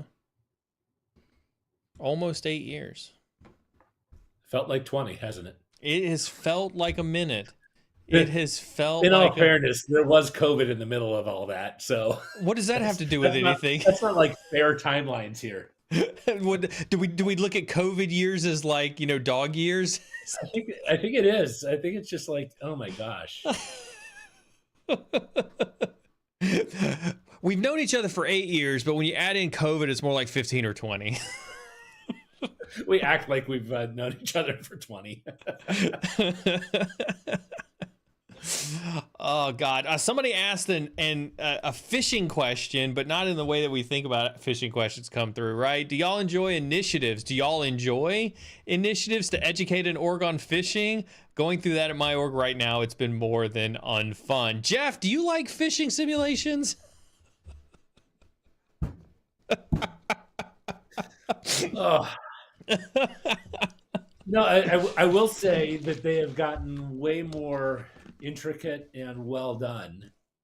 You know, both on a personal level and professional. My professional email, like they constantly are testing us, and like to a point now that I just like, screw it. I think it's fishing. They'll do. I just think everything's they'll tell fishing. me it's fine. If it's a prospect, they'll text me. Right. But it's funny. I looked at my email, and this is about 2 weeks ago now. I got literally 2 emails from FedEx, right? And from Jimmy at Gmail. Oh, I know Jimmy. I know Jimmy. Yeah. Jeez. I'm like, seriously? And it was like a 5-year-old worked on PowerPoint for 5 minutes and came up with the FedEx logo.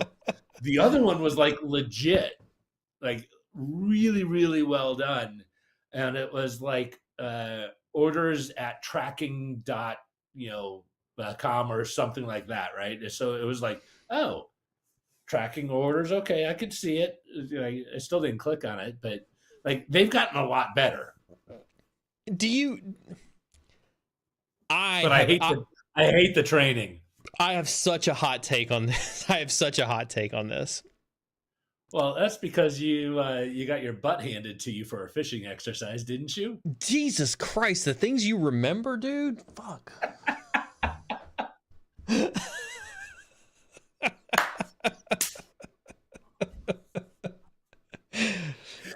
Fuck. Maybe. I just remember you got really amped up about it. I did. I got my ass handed to me for that. And I can't really blame I can't blame anybody for that one. I completely I was YOLO send it on that one. So what Jeff's talking about, for everybody who's like, what the fuck is Jeff talking about? So I saw somebody posted earlier in chat, like Neal's got some real PTSD from Abbott. I do have a lot of PTSD from Abbott. There's a good amount. There were times I did feel like a therapist. There's a lot of PTSD from Abbott. I could tell you I could definitely have some therapy sessions on that job. Bobby, if you're listening, I don't regret it for a minute. I'm just saying it was very traumatic. But he may have been the cause of and solution to all of your problems. I may have been the cause and the solution to a lot of the problems, okay? But it was a good thing anyway. I'd finally gotten the green light to build an internal penetration testing team.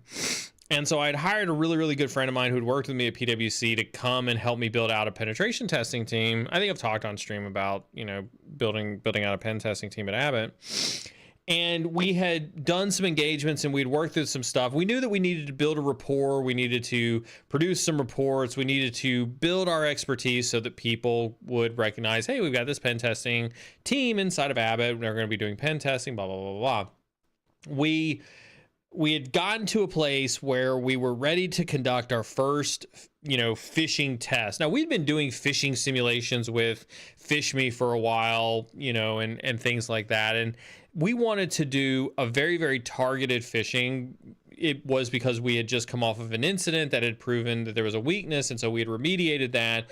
There was a reason for it. And there was a reason. We didn't just do it maliciously. There was definitely a reason for it. And so we had crafted this idea that we were going to simulate the open enrollment for insurance as part of the phishing network, because we were going to go after the HR IT team, because IT, the HR team thought they were so cool that they needed their own IT team. And so we needed to expose that there were some significant vulnerabilities in them self-managing the IT of the HR department. Lots of politics behind that in and of itself. I was going to say, no ruthless politics there. No ruthless politics there whatsoever. You see the eyes roll back in the back of my head because I'm starting to have some flashbacks of having to deal with that. Neal, I'm very sorry, man. Oh. I did not mean to bring this up. And so so we had decided that we were going to do a targeted phishing campaign. We'd gotten a lot of people's buy-in. Not the right people's buy-in, but that's okay. It's a different story. And so we launched the campaign. I think that campaign was probably the shortest phishing campaign I had ever done in my entire career. I think that thing... The question was it wildly successful or a wild failure? Or both? I think it just depends on your perspective.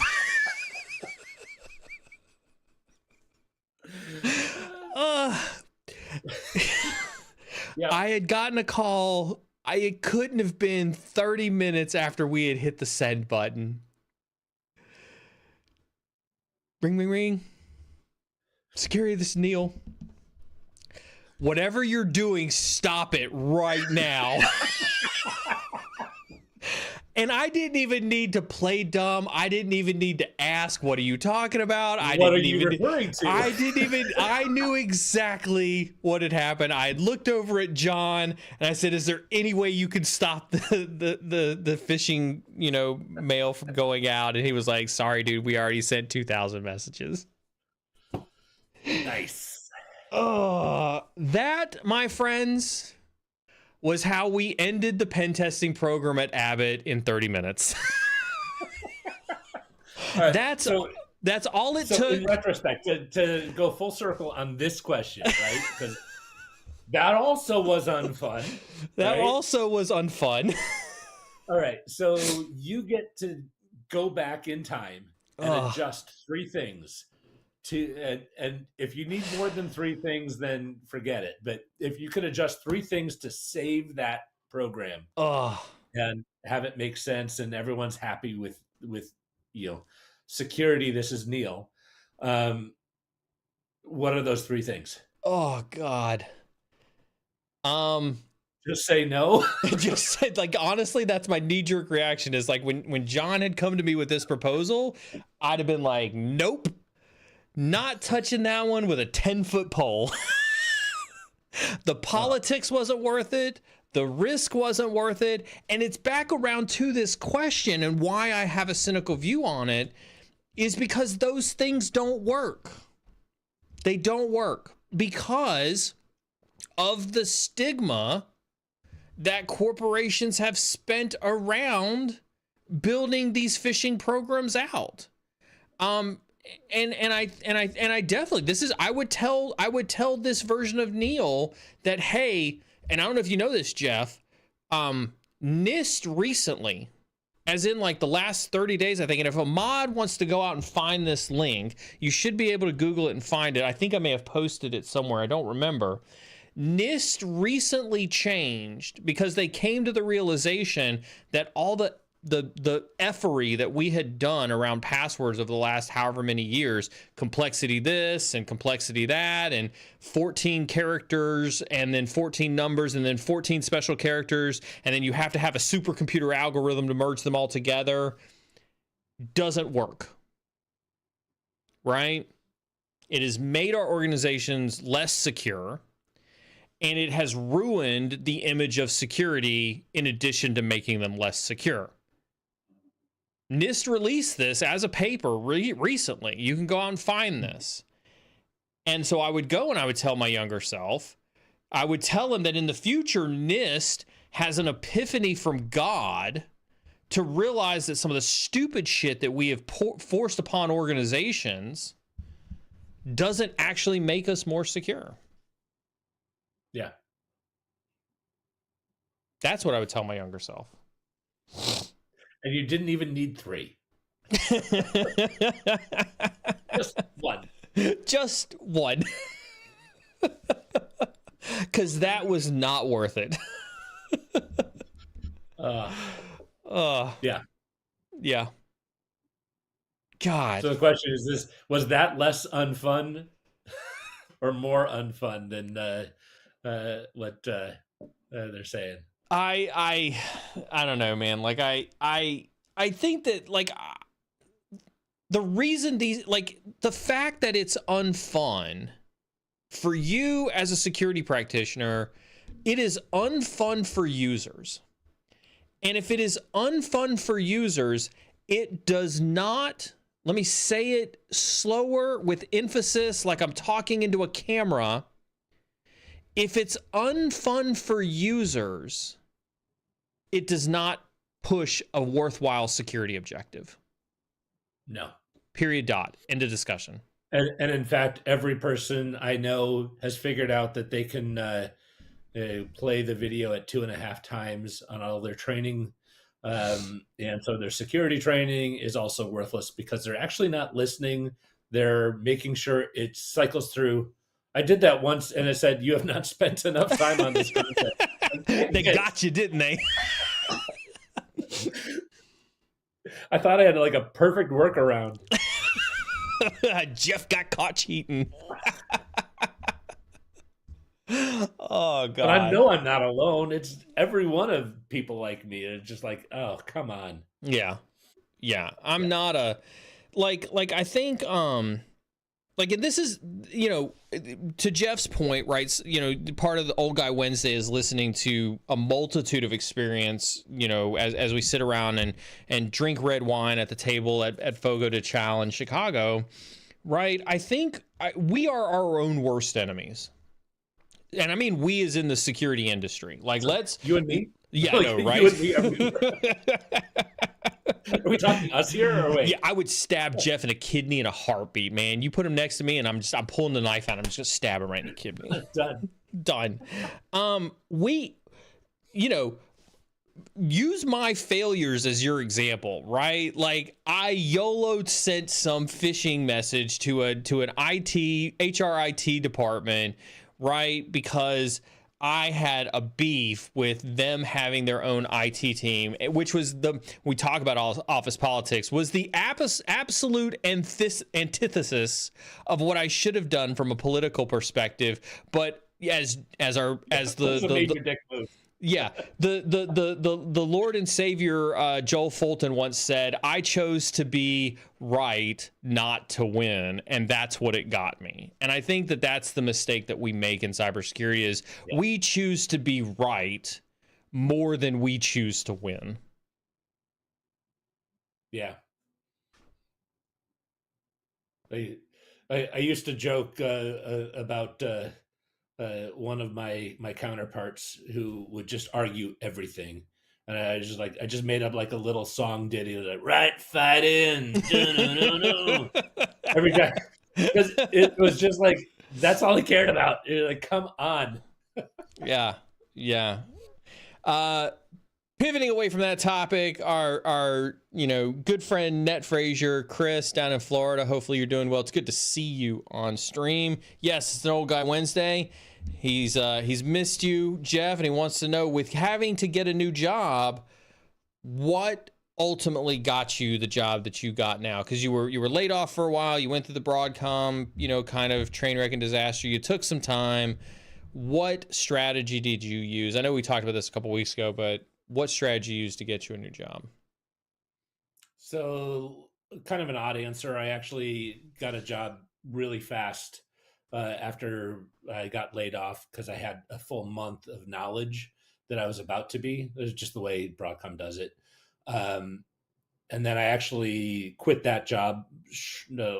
I'll get into the story here in a second, but and then went to work for my old VP from Carbon Black days. So it was personal relationship. I would argue that personal relationship is by far the easiest one, easiest way to get a job. And that is this, I think a little differently. I'm willing to try things. I'm willing to fail miserably multiple times in order to figure out a better way to do stuff. Right. And so he kind of knows that that's my MO and that I do attack things a little differently. I don't really give a rip about the short-term kind of sales stuff. Some organizations will have a little bit more of an under-the-thumb kind of approach. Hey, what are you closing today? What are you good? And for me, it's all about relationships. And if I don't have the relationship, I don't enjoy the job. I don't do it for too long. And that's what I need in order to be successful. But it also doesn't. I don't do well in companies that force all right, you have to do 50 cold calls on Monday morning. You've got to put in, your daily quota attainment sheets or whatever. I don't work at companies that do that.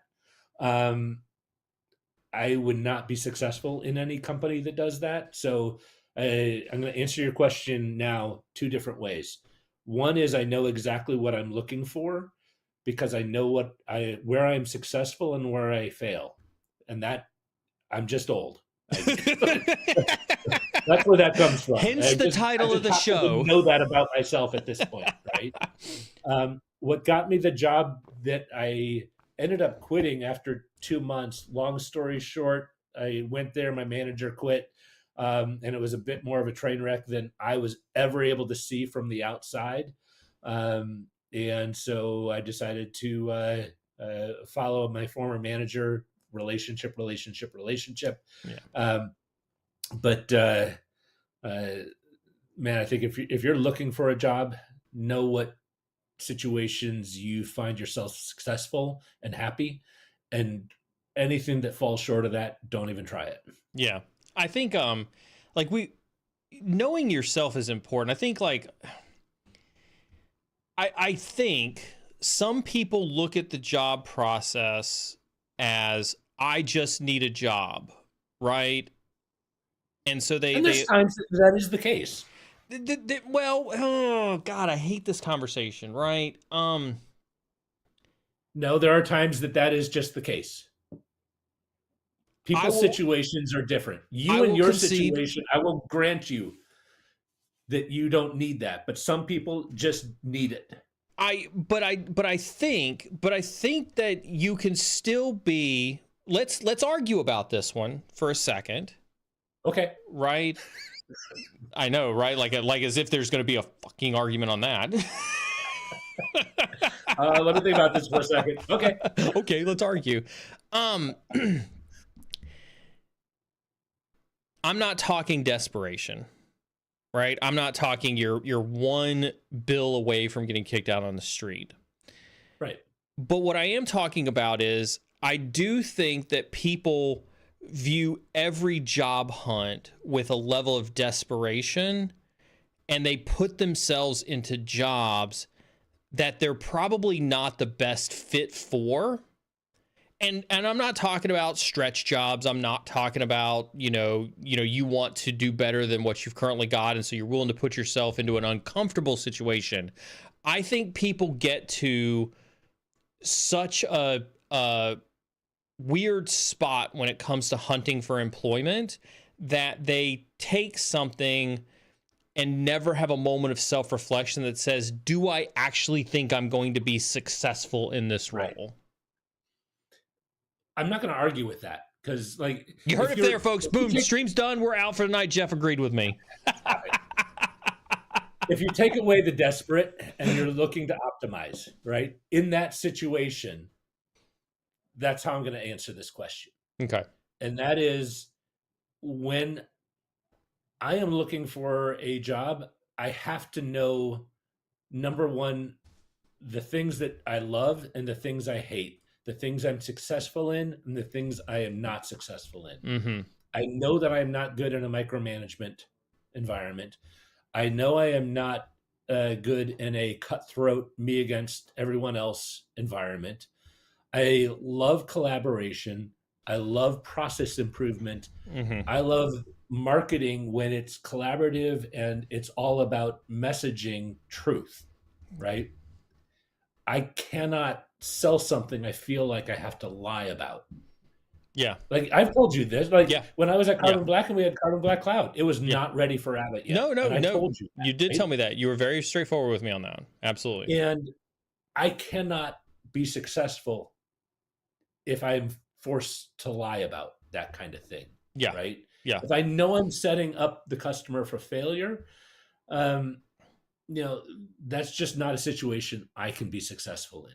Yeah. And you have, if you know that going in, then I think you can target a myriad of companies.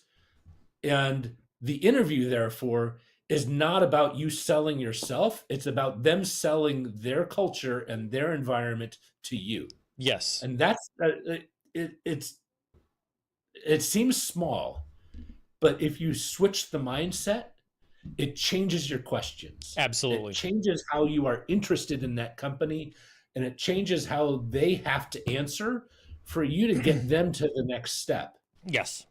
Yes. And I think if I was desperate for a job, yeah, it's really hard to go down that process. I agree with that. That's why I intentionally took out the desperation, because I want to make the distinction between true desperation, right? In which my default answer for anybody is, if you're absolutely desperate for a job, if you're like on the verge of not paying your bills, as Maz put it in chat, right? $20 is $20. Like you'll catch me working the Geek Squad at Best Buy before I ever let this roof collapse over our head here at this house, right?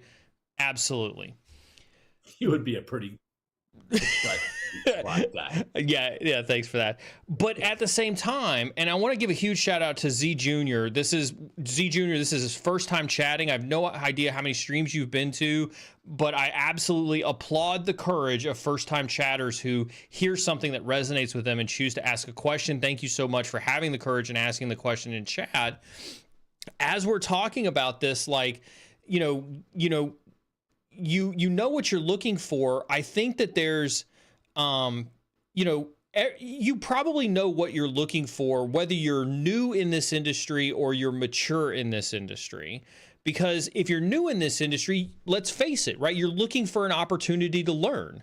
You're looking for an opportunity to go from step A to step B, right? You're looking for an opportunity to grow, maybe inside the company, maybe outside the company. And I think it could be as simple as, right? It doesn't matter if you're just coming in. Like, I don't think that there's a distinction about whether you're just coming in. I think when you're just coming in, you should be looking for those things that are important to you to get from the point that you are right now to the point that you want to be. And to Jeff's point, when you realize that, when you have that self-awareness, when you know where it is that you want to go, and you don't have to know that, like, oh, I'm just starting in the industry and I want to go be a CISO. You could be starting as a SOC analyst and be like, I just want to be a better SOC analyst. Like, it could be that simple. Mm-hmm. Right? But knowing that at least frames it for you, to Jeff's point, to be able to ask the right questions. Yeah, and I think part of knowing what you like and don't like and what you're good at and not good at, that's a little bit more cultural and feeling of, like, what's the culture of the company? What's the kind of position that this would be in? And that spans sales to, SOC analyst, like things that I want to learn stuff, right? And that's in my current role. I love learning new things. How is that like what kind of a company culture is this for stepping out and learning something that might not actually be a part of my job, Yeah. right? But Yeah. I find it interesting, and someone in the company can do it. I want to learn about it, right? Yeah. Is that something that's open to us? And that, so those are some things that help you interview the company a little bit better. I agree. Jeff, I think we've come to the end of our time together, sir. Thank Always you a pleasure. so very much for coming in and hanging out with me tonight. I really do appreciate it. I really hope that we didn't deter people from coming back, since this is the first time.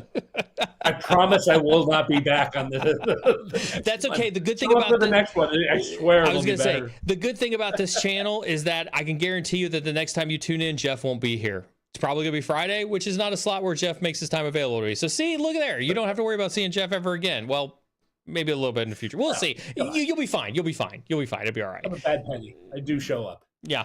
Jeff, I'm going to send you along your way. I'm going to chat with my community here for a little bit. You have been awesome, as always, sir. We need to revive the weekly Old Guy Wednesdays. Appreciate you. Commit you to that one, maybe? We'll talk later. For a while. Yeah, you hear that? You hear that for a while? You hear that, Chad? We're going to clip that one and put it on the internet. Old Guy Wednesday's back. Jeff, we'll see you later. See ya. All right, chat. That was awesome as always. Love having my good boy Jeff on stream as always for Old Guy Wednesday. I'm serious. We are going to look and try to revive that one as much as possible. I do have some upcoming programming notes to share as well. I don't like to count my chickens before they hatch, so I'm not going to give away who, what, where, when, why, or how. But I'm in talks with two other leaders in the industry, and we are dangerously close to bringing two net new programming choices to the stream. One of them is a very real threat intelligence dedicated show with real world threat intelligence coming from boots on the ground in the cyber space. More to come on that. And for my GRC folks, we have a dedicated stream targeted specifically for my GRC folks coming down the pipe as well to talk about the GRC side of the house. Yes, threat intel on the channel. And so we're very, very much looking forward to bringing you some net new content in a lot of different ways. Want to give a huge shout out to Maz and to Panzer Tank. They've really stepped up. I can't even begin to show my appreciation. They've been helping me a ton with looking out for guests, helping run the stream, helping with the social media stuff. And so as always, I give a huge shout out and thank you so very much to Maz and to Panzer Tank for their help with that. Make sure you give them a good bunch of claps and chats and all the things that Twitch provides you to do the cheersy things with, in chat as well. Those guys have been awesome. With that being said, we will be doing Tea with a Hacker Friday morning. Is it Friday? Yeah, tomorrow's Thursday, then Friday. So 2 days from now, we'll be doing Tea with a Hacker. We do have Sec Data Ops next Thursday, and I have Director of Security Operations for an MSSP that we're going to be bringing into Sec Data Ops next Thursday. I'm very excited about that. We're going to get nitty gritty, deep details, deep, operational, tactical level, discussion on security operations next Thursday at Sec Data Ops. So you do not want to miss Sec Data Ops next Thursday as we talk about that type of stuff. As I mentioned, my travel schedule is updated December 11th and 12th. I'll be in the Chicagoland area. So make sure that if you are in the Chicagoland area and you're looking to do a meetup, you want to chat with me, you want to spend some time with me, get some mentoring or whatnot, make sure you reach out to me in my DMs, as always, as they are open. I think the team is working on some type of calendar to kind of show you where my travel schedule is going to be so that you can get on my travel schedule. Remember, if you catch me in your area, free coaching, free mentoring. If you want to play some golf, you get 4 free hours with me on the golf course as well. That being said, y'all are awesome. Make sure you hit that exclamation point socials. Make sure you check out my social media stuff. Make sure you hit that exclamation point Discord. Hop over to Discord. If you're not a Kick hater and you also happen to be over on Kick as well, you know, go over, smash that follow button on Kick. Let us, you know, show us some love over there. We need to update that Panzer tank to include the Bluesky link. Meeting at Alinea. Oh, if you can get a table at Alinea, I'd pay for it. If you got a table at Alinea, I will pay for that. Absolutely. With that being said, whether you're on the red side or the blue side or still deciding, stay awesome and keep learning, and know that I absolutely appreciate you. And I can't even begin to tell you how grateful I am to this community. You guys have been with me through a lot. I miss you. I love you. Stay awesome.